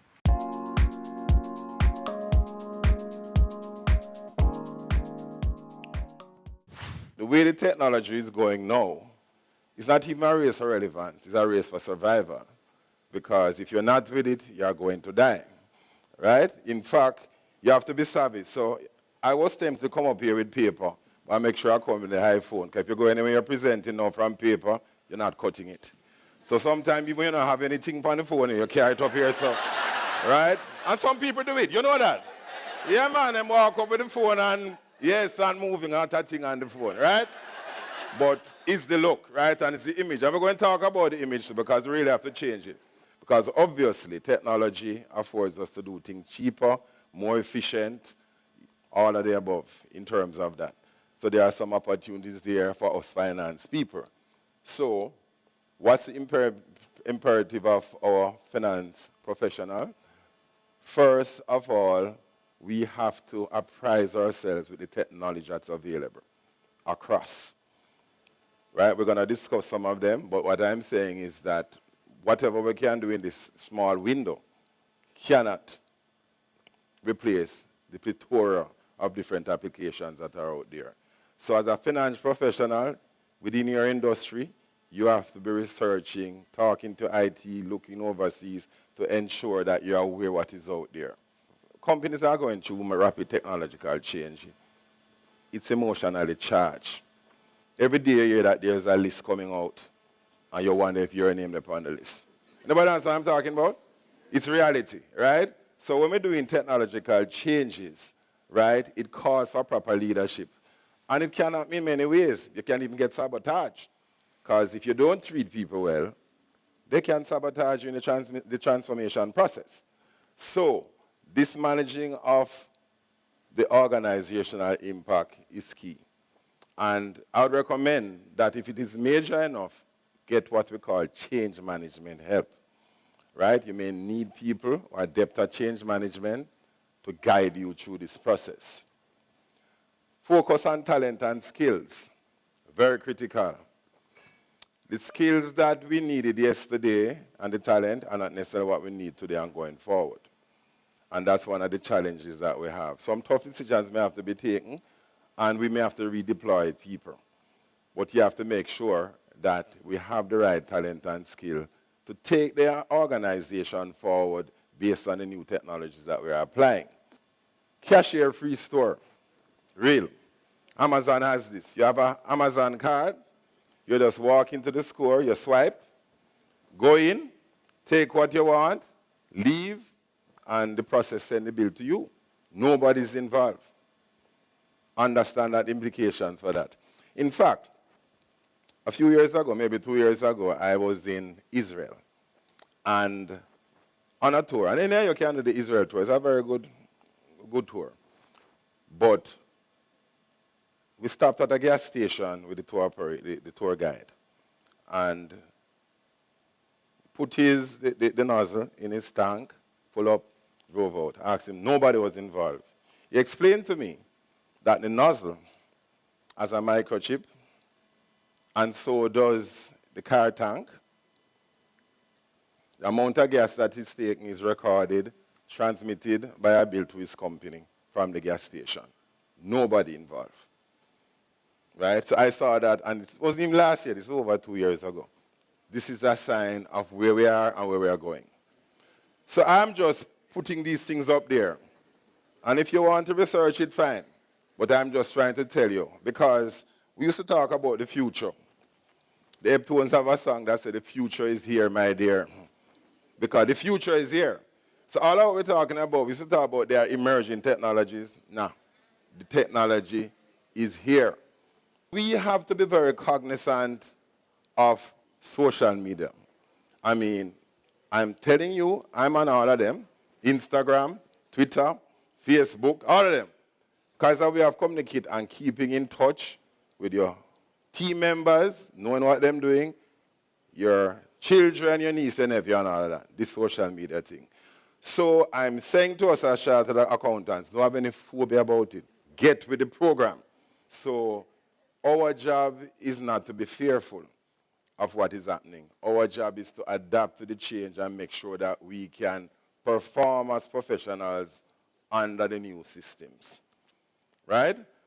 Our brain, Tavi. In fact, let's say a man's brain, it start work from in his mother's womb and don't stop work at all right until adulthood. You know, when a man's brain stop work, when his wife asks him, where were you last night, honey? That's the only time a man's brain stop work. Right? But seriously, the computers cannot really replace us. But they will make us redundant if we don't adapt to change. So in summary, as I said before, I didn't intend to give you a technical presentation. I really want to give you what you call a reality check to make sure that you understand that these technologies, I mean, I've been part of change process for a number of years, but never before have I seen so much coming at me in a short space of time. You understand? It's not like one time when you have a little time, you don't have no room for error. It's coming, right? Rapid, rapid, rapid. And I'm saying, as accountants, we have to deal with it, grasp opportunities, make things better for ourselves and the organization, and just don't let the bus leave us. All in all, before wrapping up, the question is, are you ready? And I hope you're ready. PwC is a sponsor here today. Talk to us about that partnership. Yeah, but PwC, we are very happy to sponsor this conference. The Institute, we have been sponsoring it a few years now. We think it's a very important conference for accountants to maintain their relevance in a very dynamic environment. We think it's value for money to get all stakeholders on board on a conference like this, to share some very good ideas, cover some good topics. So we are always on board and we'll continue to be on board with it. Today you are also a presenter. Speak to us about the main points of your presentation. The topic of my presentation was professional accountants maintaining relevance in the digital age. So it's all to do with us as accountants moving with the pace of technology, because we all know technology is taking over almost everything. So we have to ensure that we take steps to make sure that we are relevant. There are opportunities, there are challenges.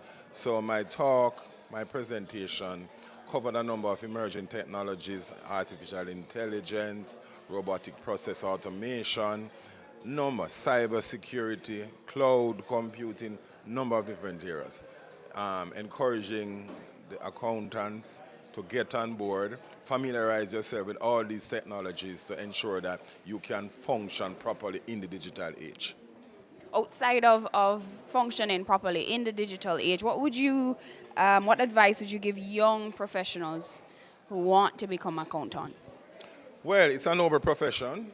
I don't think there's a profession that gives you the wide insight into businesses as auditing and accounting. It's really broad-based. I would encourage youngsters to take a serious look at it. I think career choice is very critical. You have to look at something that you have the aptitude for, something that can pay your bills, and something that you like, because those three have to go together. So that's my advice. I'm not going to go to say everybody must turn an accountant. Do the research and make sure. But I'm telling you that's an attractive profession. It's a plethora because of activities, because you have auditors, you have forensic auditors, you have internal auditors, you have financial analysts, chief accountants. So there's a wide range in the profession that you can get into.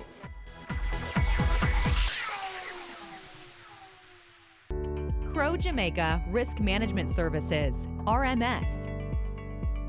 Risk management has become indispensable to a company's business operations and management strategy in this complex environment nowadays. Crow Jamaica risk management experts help to turn every risk into an opportunity. We are experienced in providing customized solutions to manage risks and increase transparency and accountability of the companies. Our core services include internal audit, internal control review, corporate governance, corporate compliance, etc. Our team can help you make smarter, more effective decisions. Let's have a conversation. Contact us at email people@crowjm.com, website www.crowjm.com. Career Moves has always explored interesting careers, highlighting all you may not have known about them. This season is no different. Coming back to Jamaica, everyone's like, fizzy what? Fizzy who? When you find a bright boy or girl in the class and people say, what are you going to be? The parents say, you have to go be a doctor, you have to go be a lawyer. Nobody says you have to go be a politician. Let me see your hands. Tune in Tuesdays at 8 p.m. on Business Access TV. Ready for cable for as little as $100? Ready for no monthly cable bill? Ready for 10 TV channels absolutely free? Then pick up our Ready TV box at authorized stores for $4,500. Hook it up to your TV set, then top it up with Ready Credit for 1, 7, or 30 days. Buy now and get $1,000 free Ready Credit and start watching your favorite shows. Pick it up, hook it up, top it up. Ready TV. Prepaid cable TV when you're ready. Now serving Kingston and St. Catherine. Limited time offer while stocks last. Conditions apply. Cameo brings the creative industries to life, highlighting creatives in different fields each week. Art. My life runs art. I breathe, I eat art. Fashion. Food. Without a customer, we're nothing but four walls. Music. Film. Cameo, only on Business Access TV.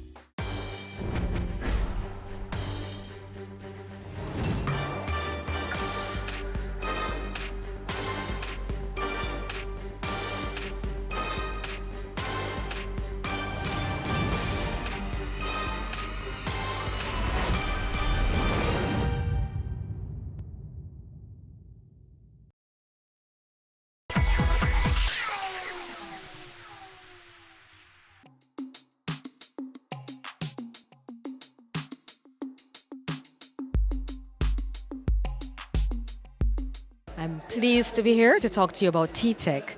T-Tech is the first company to be listed on the Junior Stock Exchange and as an IT firm, and we provide managed services to persons in the IT space. So if you have network servers to be managed, we will look after that for you, provide a service desk.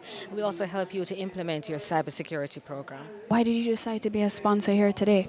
Well, one, we work closely with financial members of financial profession because they tend to also supervise IT professionals, and also we recognize that the financial profession needs to understand the importance of cybersecurity. Give us some clarity on BPOs and share some benefits. Well, in terms of clarity, overall it's an industry that's very people-centric. So it hires a lot of folks, and it also enables their growth and development.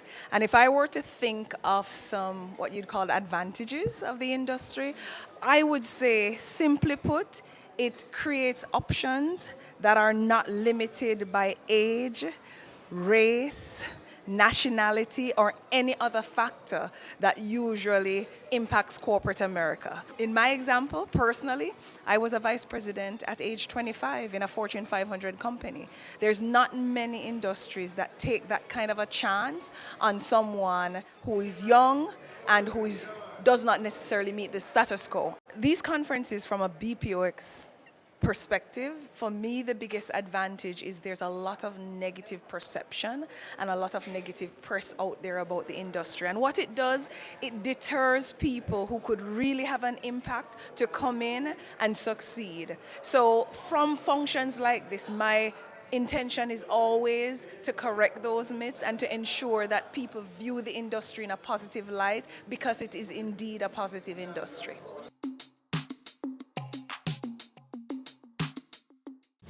So talk to us about CPA Canada. What do you guys do? Sure. CPA Canada, CPA, Chartered Professional Accountants of Canada. We are Canada's national accounting designation. But as much as I say Canada, we are 100% recognized globally.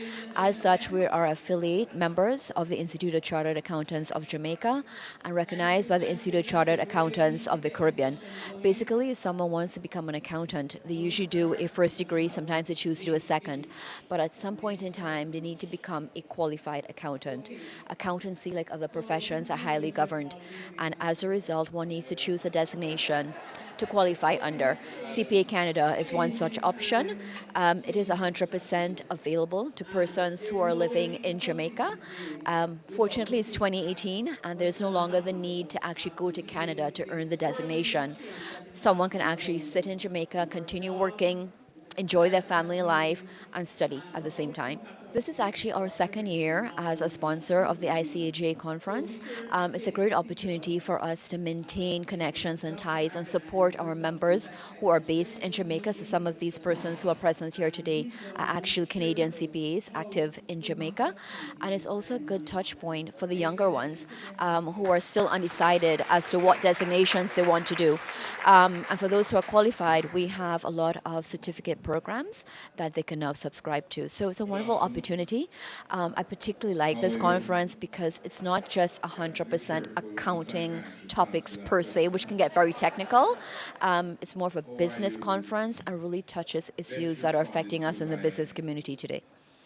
Speak to us about the mandate of the ICAJ. So the ICAJ is the institute that governs the accounting profession. So our members are those persons who have qualified in accountancy to earn the designation as chartered accountants. So essentially our job is to engage with those members, help manage them through their career, and to provide for new members a training of students and the coaching and mentorship of students so that they can become chartered accountants one day. So this is a business conference, and the theme is meant to be there for covering non-accounting issues, because we're trying to attract an audience other than our traditional membership. So the last 3 years, we've done the Megatrends hashtag. So that's why it's 3.0, Megatrends 3.0. The feedback has been extremely positive. I think people like the topics. I've got very positive feedback on the speakers themselves. There's good energy in the room, there's good buzz. So from that perspective, the conference has met our objectives. We have probably our largest delegate list ever, just over 300 people. There are about 50 people online. So from a total attendance, yes, it probably has checked that box.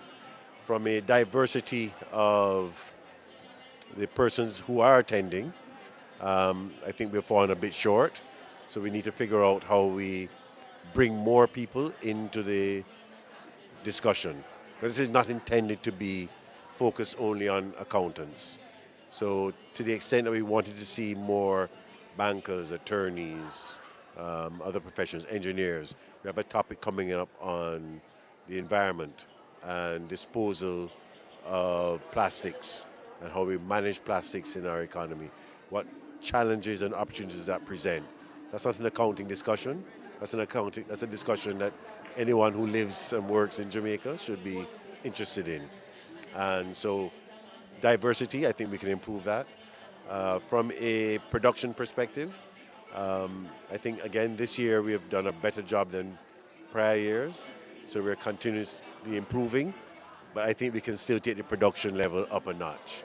We want it to be a really high-impact type of conference, so you feel as if at the moment you walk in that this is something new and different every year. So we're going to work on those two aspects in the future. There you have it, another staging of the ICAJ Business Conference. I've been your host, Amita Prasad Webb, and thank you for watching Business Access TV, serious about business.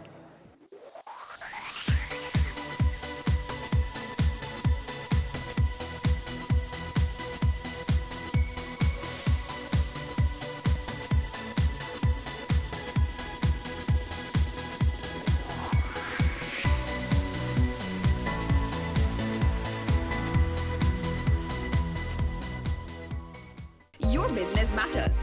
Business Access TV offers you the most innovative and effective advertising solution for your business, specializing in B2B sales, cost-effective solutions, the customers you want, the repetition you need. No matter the size and nature of your company, your business matters. Call us at 876-291-6233 or 876-376-4225. Email sales@batvja.com.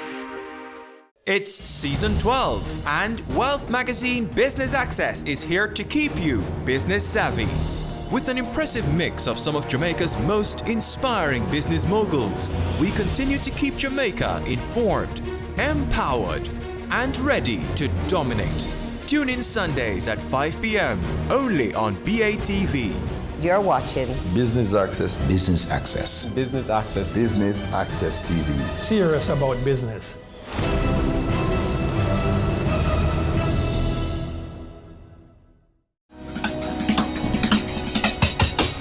show brings the creative industries to life, highlighting creatives in different fields each week. Art. My life surrounds art. I breathe, I eat art. Fashion. Food. Without a customer, we're nothing but four walls. Music. Film. Cameo. Only on Business Access TV. They say it takes a village to raise a child, but the world will one day need the leadership of that child. The time you spend with your child matters. It stimulates their minds and shapes the way they act. Talk with your children. Help them to better understand the world around them and to value what is truly precious. Above all, the most valuable gift you can give them is love. Play, talk, teach, love. Take the time. It makes all the difference. A message from the Parenting Helpline and Ad Council Jamaica. The history of zoology traces the study of the animal kingdom from ancient to modern times. In fact, it's one of the oldest scientific topics, as human beings have always lived alongside animals and must have had and passed on knowledge of animals to increase their survival. Between the 18th and 19th centuries, zoology became an increasingly professional scientific discipline. Explorer naturalists such as Alexander von Humboldt investigated the interaction between organisms and their environment. Jamaica is well known among the islands of the world for the biodiversity in its animal species. As such, a career as a zoologist is more important than one might assume. Let's find out more from zoologist Elizabeth Morrison on this episode of Career Moves.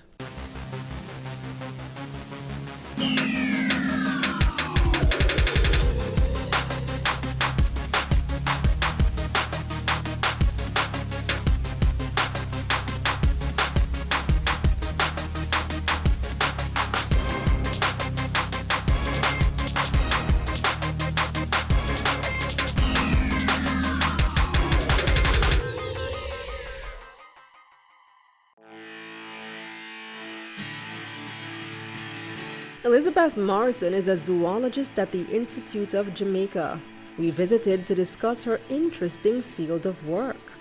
I'm Elizabeth Morrison. I'm a zoologist at the Natural History Museum of Jamaica, which is a division of the Institute of Jamaica. Zoology is the study of animals, and a zoologist is a person who can do many different things in the study of animals.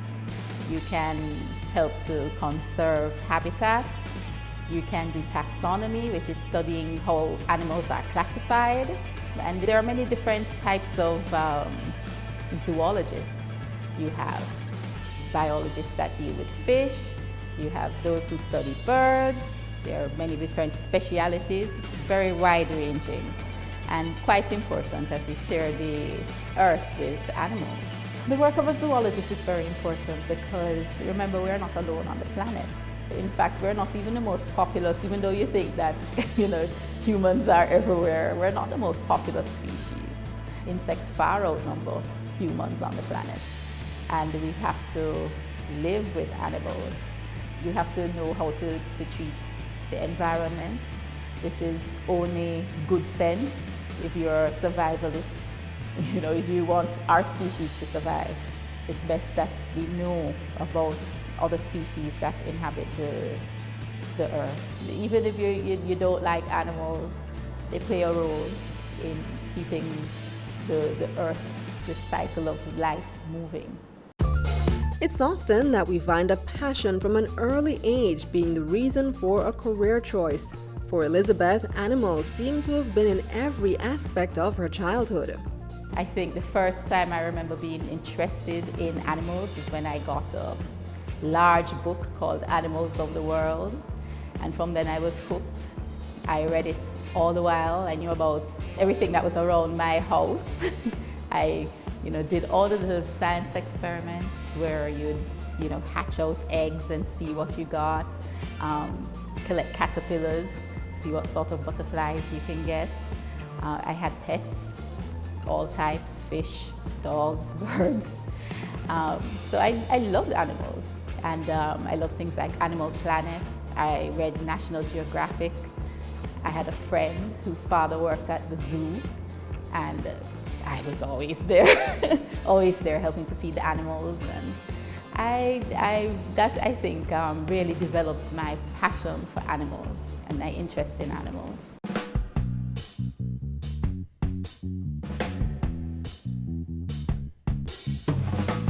And my work at the Natural History Museum of Jamaica is really very varied, it's very exciting. My first responsibility, I would say, is to maintain the collections of zoological specimens that we have here. We have over 100,000 specimens, and it's ranging from insects straight up to mammals. What it is really is all the animal life that is in Jamaica. We try to have some specimen or some record of it. And this is important for researchers and also for policymakers and people who are making decisions as to how we can manage our resources, our land resources and our wildlife resources, our ocean resources. It's important for us to know what animals are there. We have dry collections and wet collections. The wet collections are mostly for fish and amphibians and reptiles. They are stored in alcohol. So they are normally injected in with a type of preservative and stored in alcohol, which needs to be replaced from time to time. That will keep the tissues from decomposing. The dry collections, like say the insects, for example, they are pinned out. So we euthanize them really in using a chemical in the bottle that we collect them in. We euthanize them and then we pin them out in position and have them dried. Once they dry in that position and they're put in a case that is airtight and that has in some sort of agent to protect the insects from other insect attack, and they're kept under the right conditions, they can stay for a very long time.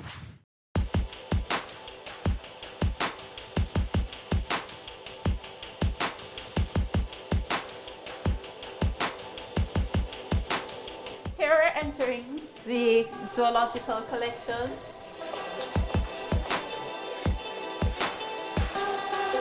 A key function carried out by Elizabeth at the museum is the collecting and curation of animal specimens from across the country.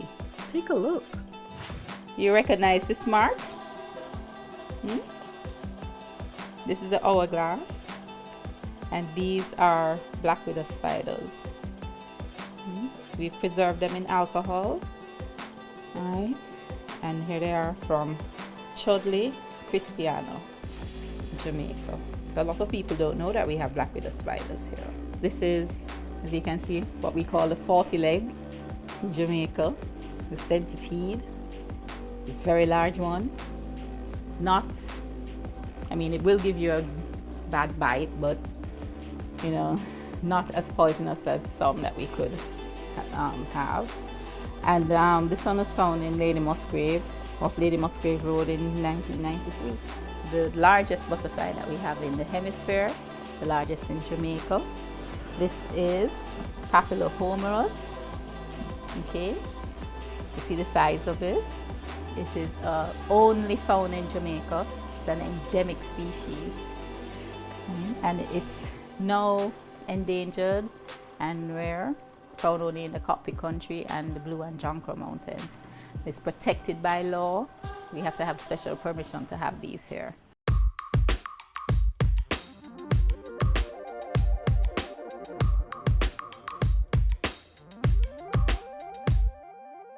These moths used to be common in Jamaica, very common.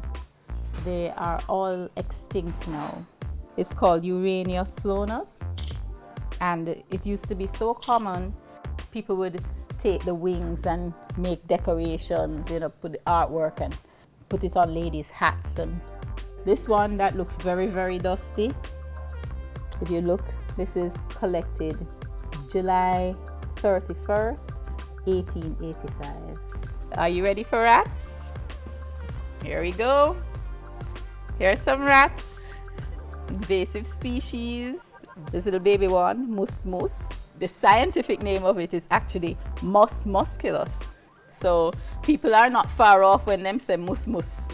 So we have a collection here. This jabbering crow. This is an endemic Jamaican bird that flies in flocks over, I guess I've seen it over in the western parts of Jamaica. It's not the farmer's good friend because it eats crops. It's a very loud bird, and you hear it going rah, rah, and more like that sound.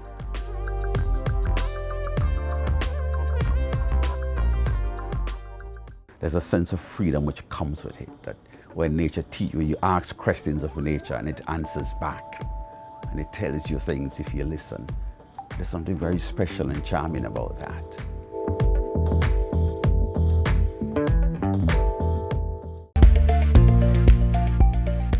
Internal audit. Internal audit service is vital when organizations aim to achieve reliable financial reports and regulatory compliance, navigating risks, streamlining operations, and promoting stakeholder confidence. The benefits of a high-quality internal audit are limitless, especially when you secure yours from a firm with deep industry experience, exposure to hundreds of organizations, dedicated professionals, and proven methodologies. Whether you're looking to establish an internal audit function, attain or maintain compliance with various regulations, mitigate your risk of fraud, or gain an overall assessment of your internal controls, you can count on Dodge & Global for reliable and timely business solutions. We've helped organizations nationwide and across industries to establish internal control structures, create an internal audit function, or improve an existing one, and maintain regulatory compliance. We provide ongoing education as regulations and public perceptions change. We are trusted advisors for management and boards. External auditors can be confident in our work and its results. Let Dodge & Global be a turnkey solution for your organization. Our team can help you make smarter, more effective decisions. Let's have a conversation. Contact us at email info@dodgen.global. Website https://dodgen.global. We are back with another exciting, innovative, and inspiring season. It takes a lot of stick-to-itiveness, being consistent and persistent in whatever you're doing. That's the bottom line. Business exists to add value to people's lives. And if we're not doing that, might as well we lock down the store and just call it a day. It's a season 3 of Creating Wealth, Mondays at 8 p.m. on Business Access TV.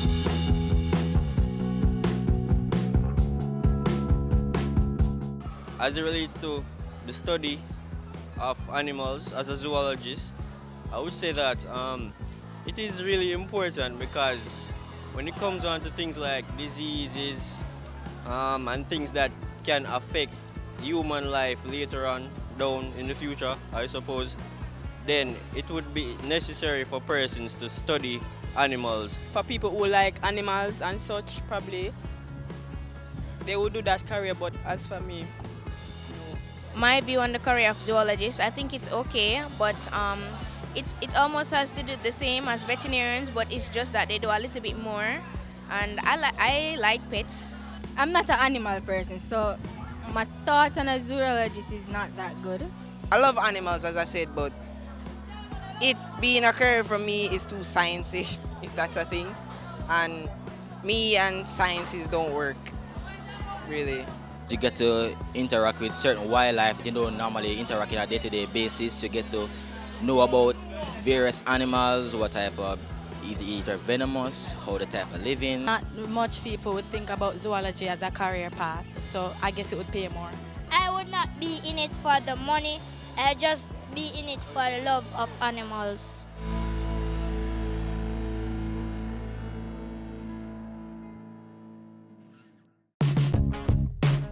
The University of the West Indies offers a degree in zoology. Lecturer Eric Garraway highlights the requirements to get into the program, as well as stresses the importance of a career in the field. I'm Dr. Eric Garraway. I'm a lecturer, Department of Life Sciences, University of the West Indies, here at Mona. Zoology is the study of animals. Now, by animals here, we mean not just sheep and goat. We mean the entire group from human beings right down to all the creepy crawlies, the worms and the insects, the corals, all of that, the entire group. The interesting thing is that the average person lives with all of these things around them, but they really don't pay any attention to how we live with them. They don't pay any attention to how the information is gathered. The standard thing, someone walks in and simply asks a question about an animal or a plant, and they expect you to know every single thing about it without giving the thought of someone has to do the research work. Someone has to gather the information and put it together. Because animals are so much part of our life, we take it for granted. It's like the clouds.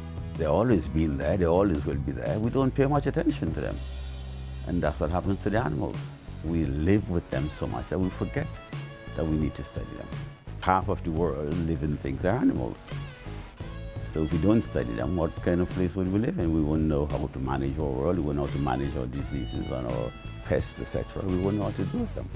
So basically, just being able to deal with our world around us means that we have to understand animals.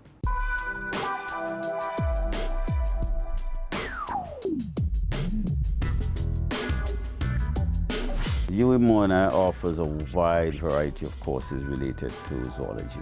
To enter into our program, you need to start with biology at your high school. Basically, we ask you to come in with CAPE or the equivalent.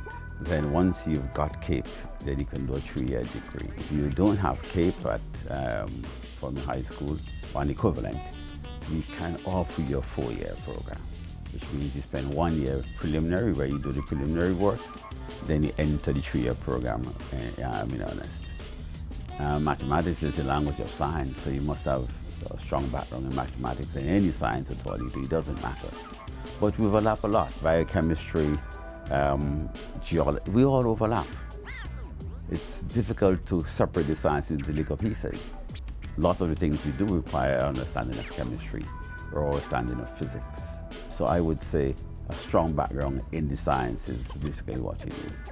What we basically offer is a specialization in the science, but the foundation in science itself is necessary before you can specialize.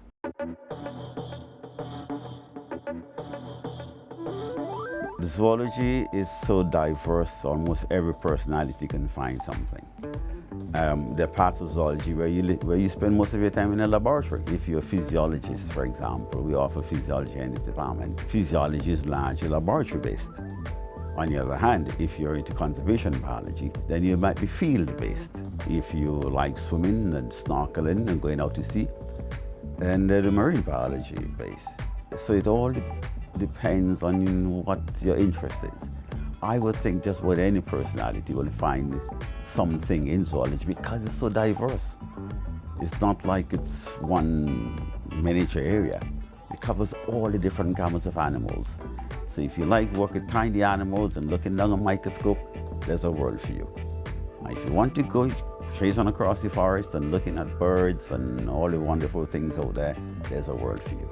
I'm a field biologist. I love the freedom of being out in the field, being out in nature. There's a sense of freedom which comes with it. That when nature teaches you, you ask questions of nature and it answers back, and it tells you things if you listen. There's something very special and charming about that. I personally love that. But I think in that embodied probably what most zoologists experience, where you can ask questions of nature. You can ask nature questions about the animals around you. And you can get these answers, and you can now use these answers to help whatever we do, whatever the area is. So basically, you can help mankind by asking questions about these animals. You get these answers. How do they function? Why do they do the things they do? What is it about their bodies, why they can function that way? How do we apply this knowledge back to us? I think that's what really reward is. When nature teaches us how to manage ourselves. It's a rather special feeling when you get answers back that you can apply. I think a zoologist has to love animals. It sounds cliche, but there's some people who are, you can't put them and an animal in the room together.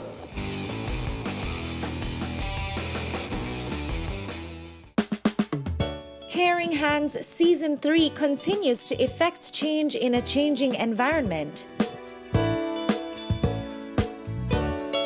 Many of us were raised by grandmothers, right? So, we know the wisdom that these people have. Going beyond business. The little leaders of today are our leaders of tomorrow. And with the proper education, we'll have very good leadership coming from that. That's Season 3 of Caring Hands, creating change and shaping lives, every Sunday at 5:30 p.m. on Business Access TV. Sundays at 4:30 p.m. It's all about Home Sweet Home. Get your half-hour dose of the business of real estate, from laws and concepts to reality, building, buying, or renting. Or what about trends in decor or renovations? Home Sweet Home will keep you up to date.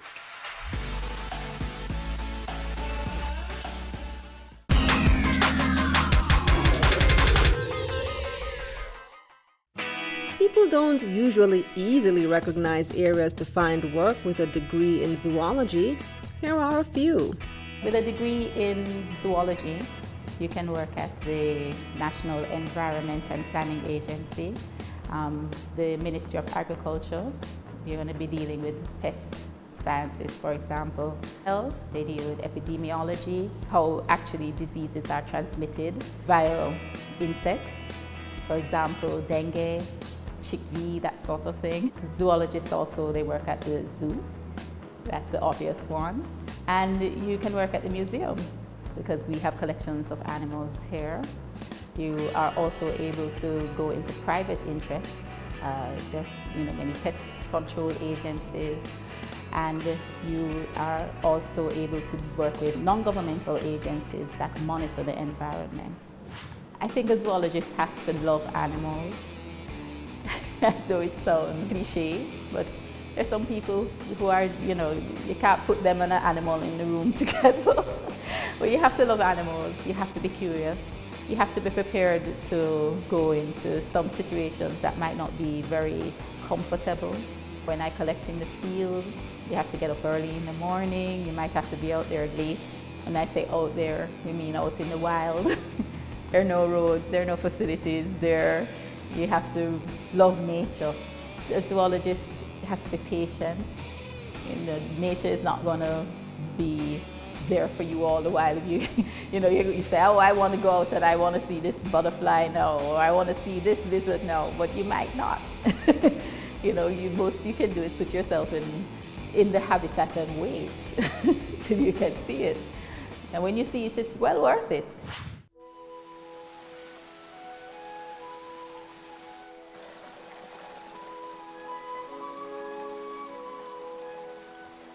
I remember the first time I saw a giant swallowtail butterfly in the wild, and it was raining. We were in Portland.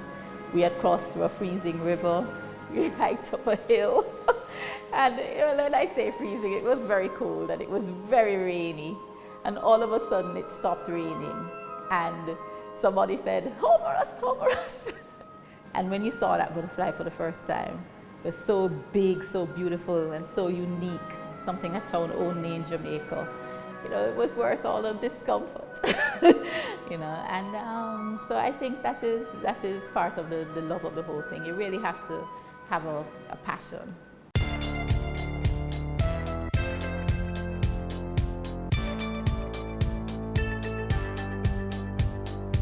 One of the great benefits of the job is that I've been able to travel everywhere in Jamaica.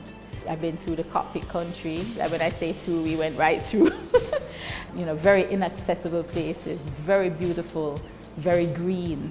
I've been to many beautiful river sites. I've been to the Hellshire Hills, the Hellshire that the iguana lives in, very undisturbed primary forests. That is a great privilege of the job, to be able to see things that other Jamaicans, in their ordinary days, they haven't been able to see. And then what I do is that I come back and I translate that out in terms of lessons and lectures, and I try to, share with other Jamaicans, especially the students, so that they know the beauty and the importance of Jamaica and its species and specimens.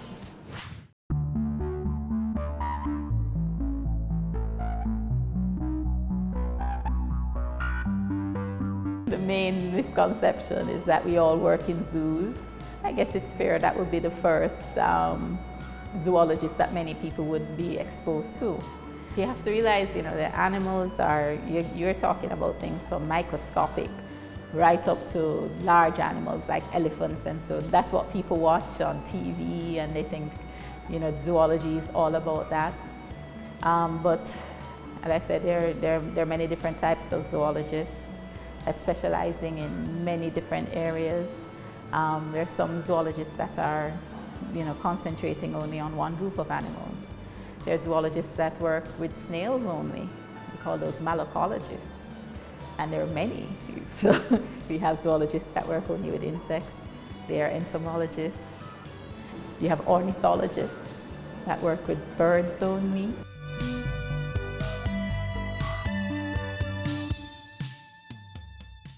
So zoology is a specialized field. The services of a zoologist may be in demand. It's really a niche field. If you're a good zoologist and you are needed to do, say, an environmental impact assessment, or you're going to do a biodiversity assessment of an area, a zoologist could get a pretty decent pay for that sort of work.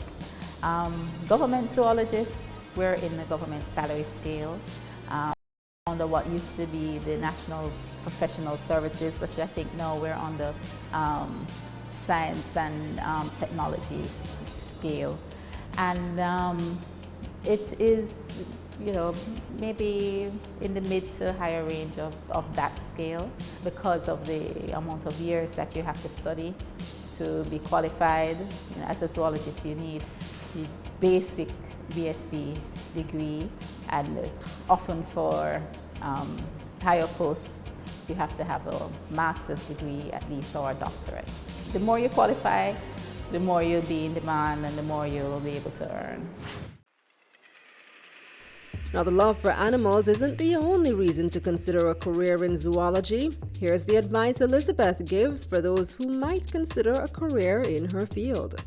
My advice to young people who may be thinking of becoming a zoologist is that it is a very interesting, varied field to go into. It's something that you can get a lot of job satisfaction from. It's not really as high stress as some other jobs that you may go into. You really do get to see nature, see places that are beautiful. If you like this sort of adventure, then it will be a good choice for you if you like the outdoors. It may not be, at first glance, many spaces for you to just go into, because if it's not IT, it's not banking. You may have to wait if you're looking for a job. But if you want to create your own job, you're going to be an environmental consultant, for example, then you'll be able to gain employment that way.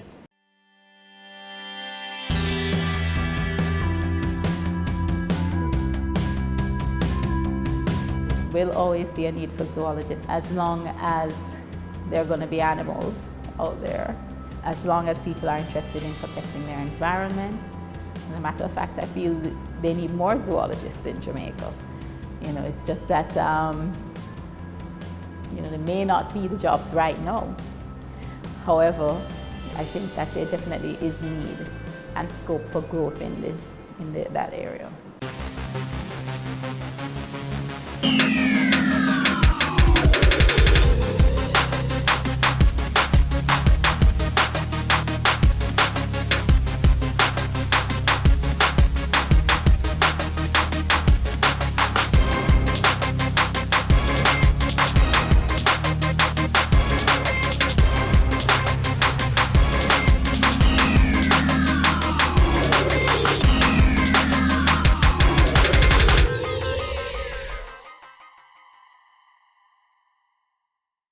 Business current affairs you can relate to. Frank, credible discussion. On point, dissecting the issues. Offering solutions to Jamaica's challenges. On Point, Thursdays at 8 p.m. on Business Access TV.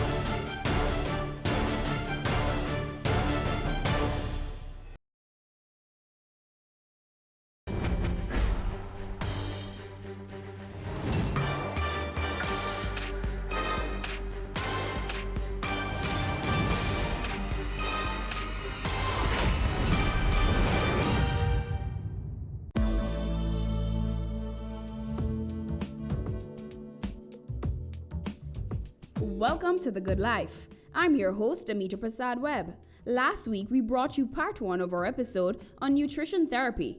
Therapist Stacey Aiken had invited us to a woman's retreat to share an evening of health coaching and an easy, nutritious cooking ideas. Join us again as we continue with part 2 of our discussion.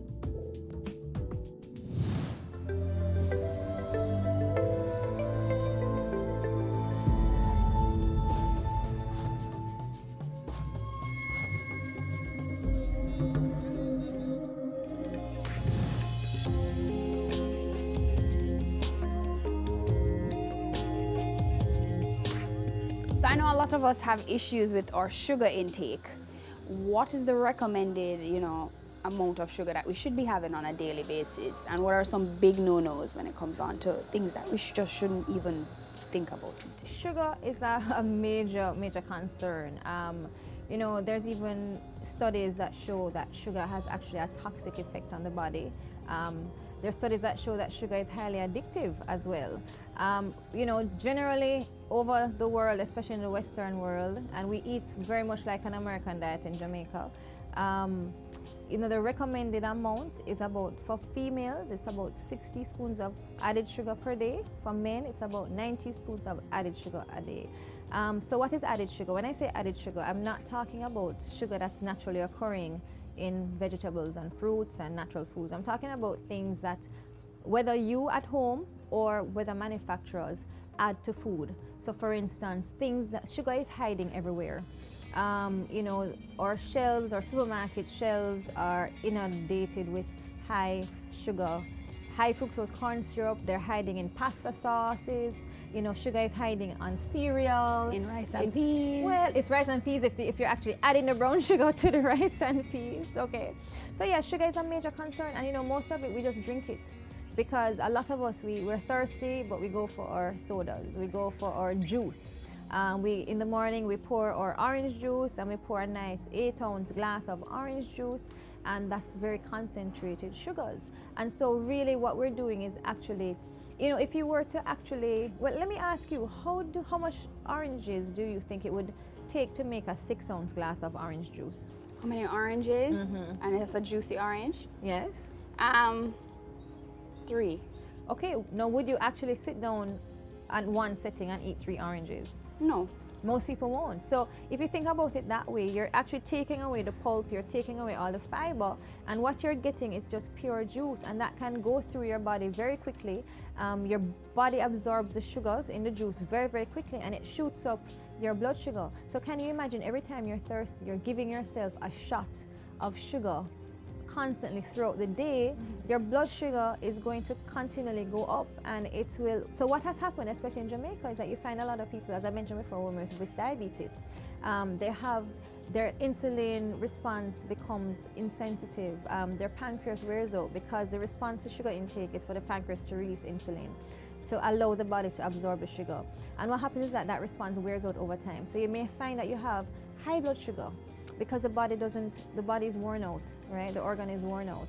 And so it's so easy for us to consume all these sugars without even knowing it. Even some things that we think are healthy, like the cereal bars, the granola bars and things, they're really high in sugar. Yogurts, if you look at the labels, you'll see a lot of them have 15 grams of sugar and sometimes more.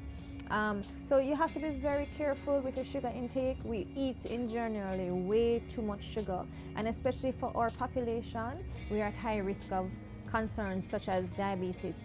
That can lead to other chronic illnesses such as heart disease and obesity and so forth. So that is definitely something that we have to be aware of, our sugar intake.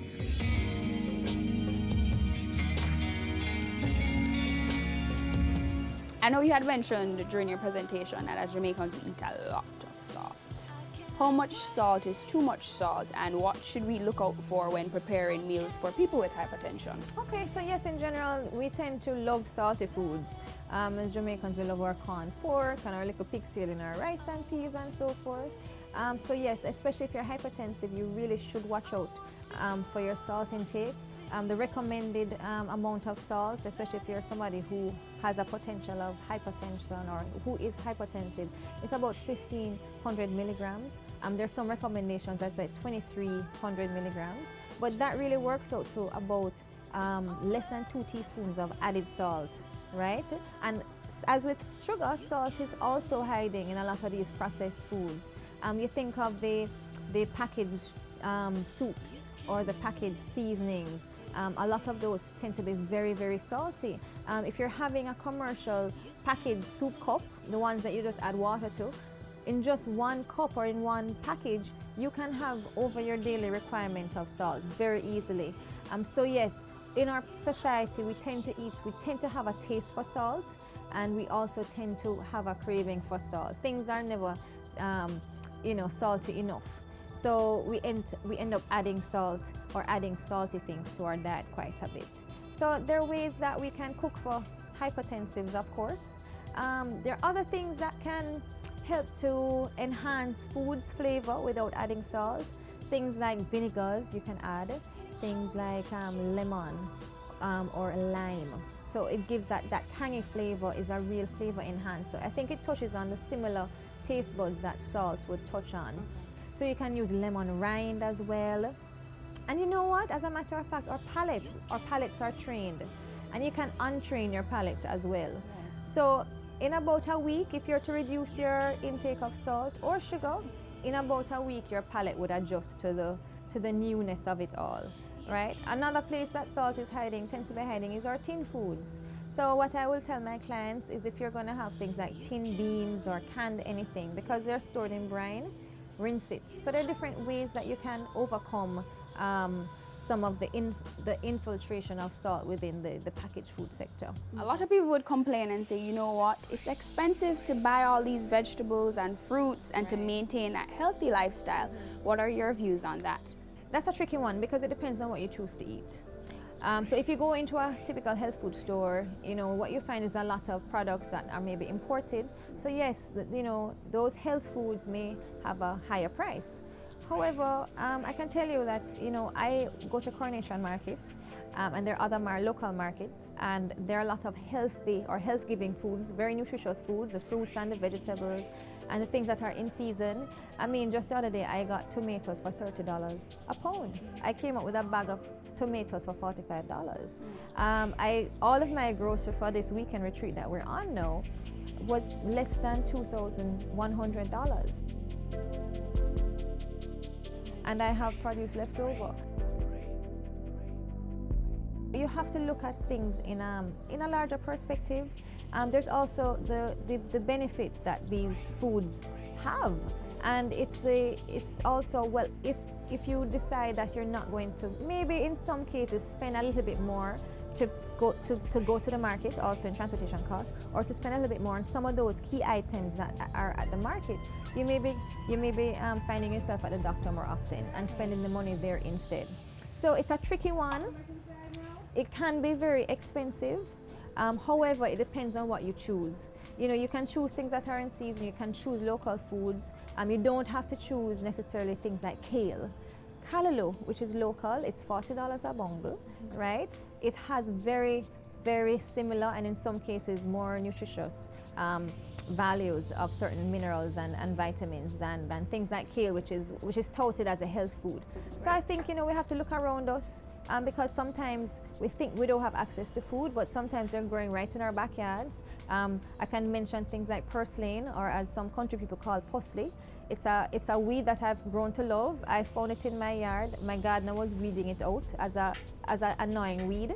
But come to find out that this thing that we're weeding out has the highest source of omega-3 fatty acid in any green plant. And this thing is just growing wild. So, you know, when you look at health food, you have to really ask yourself, what are you putting in that category? Because sometimes we can't find that category into things that are bought in only certain locations. And we have to really look locally. You know, I just did demonstrations with using cassava flour, using breadfruit flour. There's a breadfruit tree growing right there.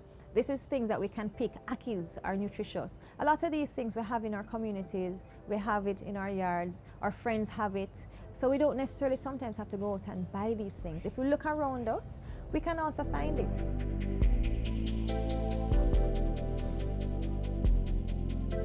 Don't go anywhere. Our Need to Know feature is up next.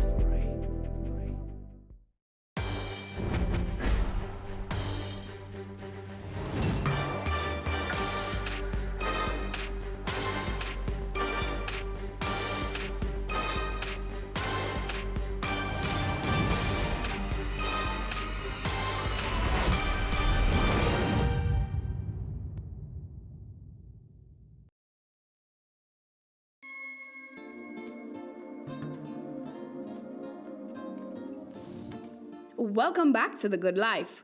We have a cooking demonstration for you this week, but look out for those need-to-know tips.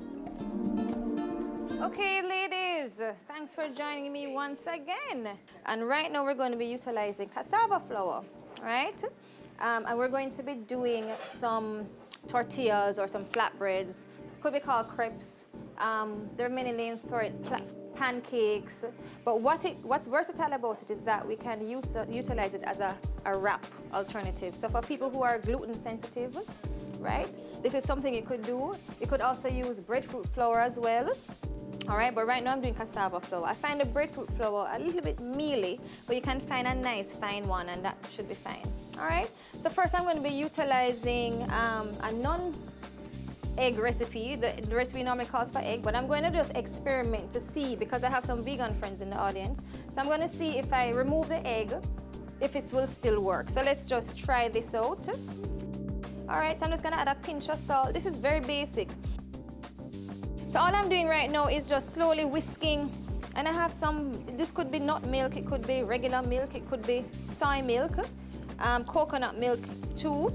The recipe calls for almond milk. I think I'm using a bit of soy in this one. So what I'm doing is just whisking the liquid slowly into the flour, and what I want is a very smooth consistency. All right, so we're just going to smooth it out, so we don't want to have any lumps in here at all.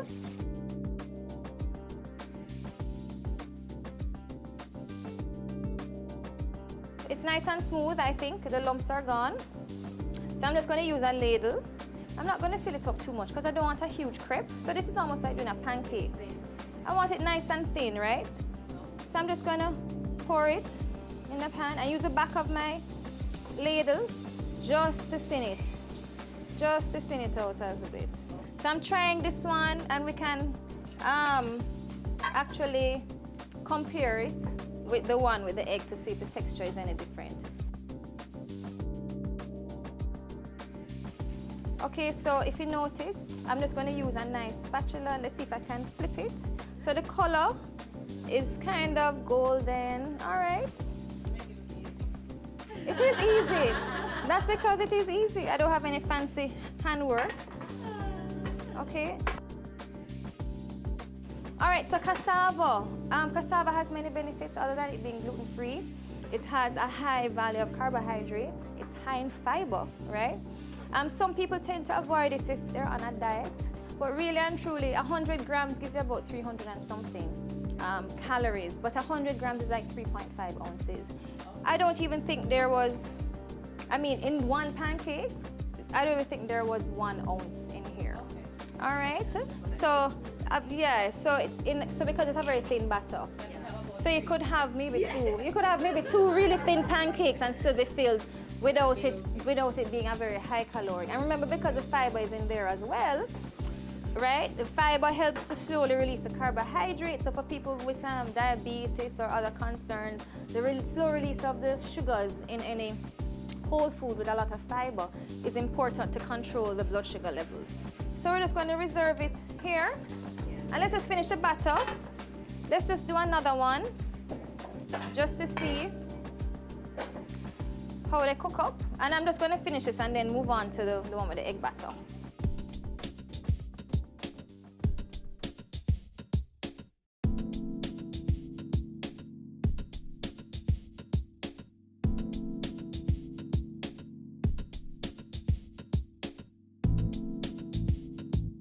I'm going to be utilizing eggs for this one. So I always break my eggs first in a container because I've had a situation where I'm doing a large batch of something and I'm breaking the eggs together and one spoiled egg spoils the entire batch.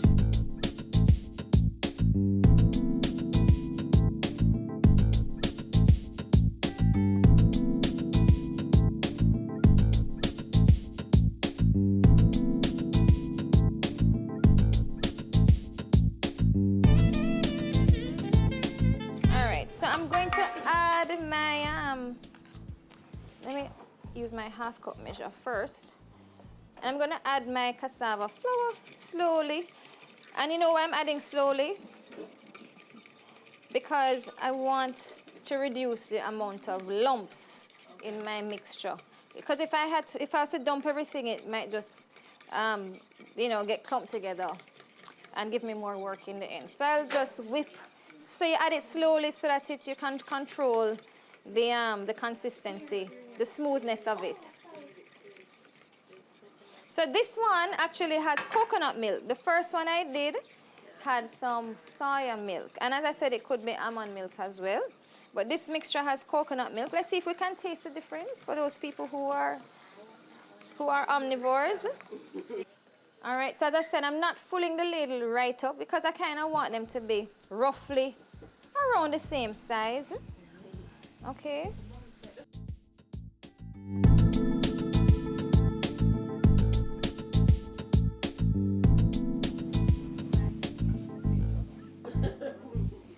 And then the non-vegans can taste which one if the egg, it makes the texture any different. And as I said, this is not just crepes, but you could actually add a banana to this, right? You just said that. Wonderful. And actually make pancakes. Bright people in the room. And have a nice breakfast pancake, right? That's gluten-free.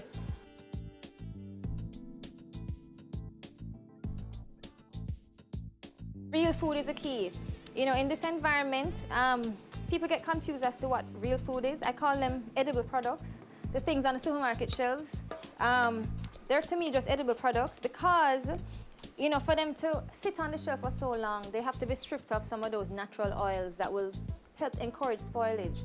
And so what you find is that they strip the foods. So all the scientists are hired by these big food companies and their purpose is to make food addictive. Their objective is to get you hooked to food so you just keep buying and buying. They're not concerned about the nutritional value of food, you know. And then they put things to confuse you on the label like fat-free with something that doesn't have any fat in it in the beginning, right?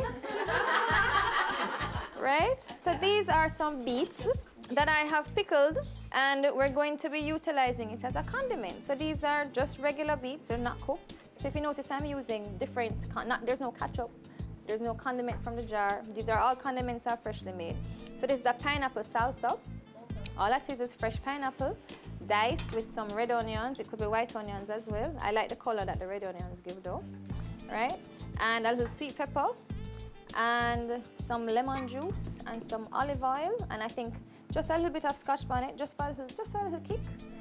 And I think that's it, right? The next thing beside it is some hummus. So we're going to be using the hummus like as a spread, okay? So rather than mayonnaise or something, you can utilize hummus. And hummus is, we use chickpeas, right? Blended it with some olive oil. Hannah, Laura, you help me with that. What was in there? Some paprika. I normally put cumin in mine, right?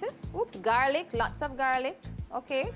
Lemon juice, as I said before, you blend it or you can crush it, right?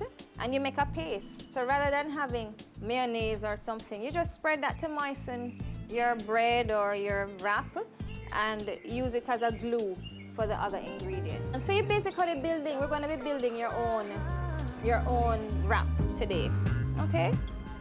So who wants to start building? This is some beets that have been pickled.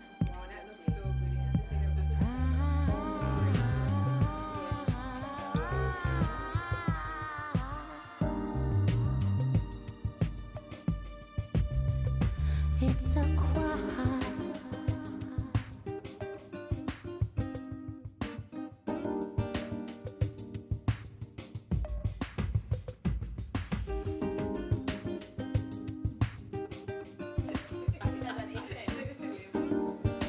You like that? Awesome. All right. Coming up, Stacy continues to discuss her role as a nutrition therapist. Have you seen it? It's BATV Live. Live streams of business news weekdays at 7:30 p.m.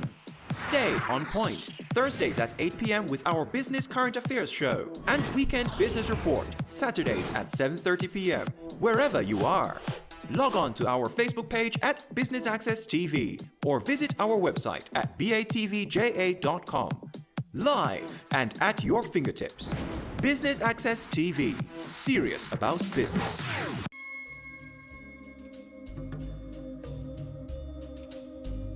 If you're just joining us, we've been discussing nutrition therapy with health coach Stacy Aiken. We've already been coached on what to look for when dealing with salt and sugar intakes, and we're about to wrap things up. What are some new findings in nutrition science? Well, there's one thing I'm excited about in nutrition science, and it's really health science. It's the whole issue of probiotics. So probiotics are bacteria that promote life. Pro means for, and biotic is referring to life. So within our bodies, within our whole system, we have an ecology that is made up of millions or some trillions of microbial cells. These are cells that belong to other organisms other than ourselves. So there's a recognition that as humans, we're really only 10% human if you think about it, because we have so many more times the microbial cells than human cells within our body. And we find that our gut, this area, the intestinal area, has about, on average, 3 pounds, they say, 2 to 3 pounds of bacteria that are there, that are beneficial for our health. Now, what has happened is because a lot of people, we eat a lot of processed foods, we tend to be very, very hygienic. So rather than picking the mango directly from the tree, we're having it after it has been washed with some chlorine and waxed and all of that. So the natural probiotics that are normally found on food, right, are not there anymore. So you find that we don't have enough of those beneficial bacteria that reside in our gut. So you find that people may have digestive concerns, they may have bloating and gastrointestinal issues, and scientists have been finding that it's linked to our probiotic profile. And so probiotics are those bacteria that are beneficial to our health. And where do you find those? So in fermented foods. So for instance, in natural yogurt. If you notice, there's a catchphrase on the label, probiotics, right? Well, if a yogurt is cultured, meaning if it's a natural yogurt, it will have probiotics in there. So it's not necessarily something that's added. A lot of things, for instance, other foods are fermented foods like vegetables. We don't have a lot of that in Jamaica. It's not our culture to eat fermented foods, but in other areas of the world, you have things like sauerkraut and other fermented vegetables. Kimchi, exactly, which is an Asian vegetable cabbage that is pickled and fermented. Now, some of these processes are natural, where it's actually sat and cured. Others are really just a brine, like vinegar they've added. So you also have to be careful when you look at things like kimchi. It may not be a fermented kimchi, for instance. Tofu is also a product that can be fermented as well. So different types of products are fermented. So health professionals and scientists have been finding out just how important it is to add these cultured foods to our diet. In our Jamaican culture, we do have fermented beverages. I don't think we recognize them as much. Some of those root tonics that, you know, some members of our communities will create these beverages with roots, and we allow them to sit for a long time. I think science is recognizing just how important these things are to our health. There's a recognition that health begins in the gut. So if you have a healthy gut, meaning if you have a healthy profile of microorganisms, such as probiotics, your health will actually be improved. So what they've actually started doing for quite a while now, but I think it's becoming more popular as the science is becoming more explored, that these cultures are actually being made in labs. So they've identified the bacteria that are beneficial to our gut, and they've actually grown them in labs, freeze-dried them, put them in pills, so you can actually take a probiotic supplement if you're not aware.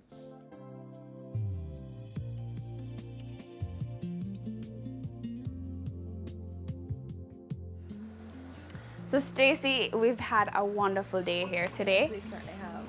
What are some tips that you can recommend for people who do want to, live a healthier lifestyle, foods? Well, the first tip is to drink more water. I find that we just don't drink enough water, and if we drink water, it will reduce the amount of sugary beverages that we intake throughout the day. Water is very cleansing. This is something that I do every morning. I start my morning with a glass of lemon water. It's very cleansing for the body. It activates the liver, it activates the digestive system, and it's just really, really beneficial. So water, I can't stress that enough. Drink water. People tend not to drink enough water. They're dehydrated and they tend to go for the sugary beverage rather than drinking water, which is what the body is calling for. Another thing I would tell people, another tip would be when looking at labels, because not everybody is going to be eating whole foods all the time. So if you're shopping and you plan to eat something that's, is in a package, read the label. The labels are there for a reason. And I find that if the ingredients on the label, if they're hard to pronounce, or if it's a name that is so long that you can't recognize, you might want to think twice, because those things are generally chemicals and additives that may have a negative impact on our bodies. So, and if the list is this thick on something that should only contain sugar and eggs and maybe some sugar, then I would have to think twice about it. So labels, reading labels, nutritional labels, information is right there. Another thing with labels is that sometimes people tend to have the whole bag of whatever they're eating. Even though the label may say 2.5 servings, you tend to have a bag of something and you think that that's one serving. So when you read the label, you may even misread the label. So if you're very sensitive about putting on weight, and for those people who may be watching their caloric intake, so if you see something that is 200 calories and neglect to realize that the label says 2.5 serving in this bag and eat the entire bag, then you would be misled into thinking that you've probably had your calorie requirement, but you haven't because you didn't read the label properly.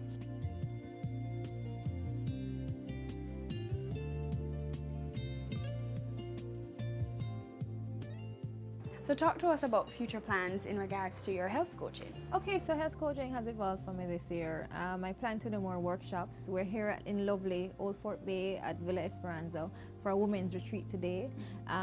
So this is going to be just one of many to come, where we're immersing ladies in an environment of like-mindedness to nourish their bodies and their minds.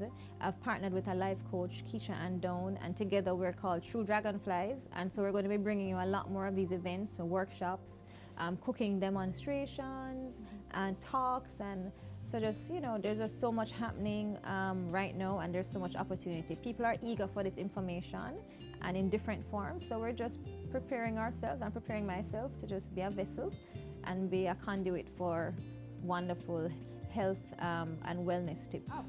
So let's say someone wants to contact you about, health coaching. How do they reach you?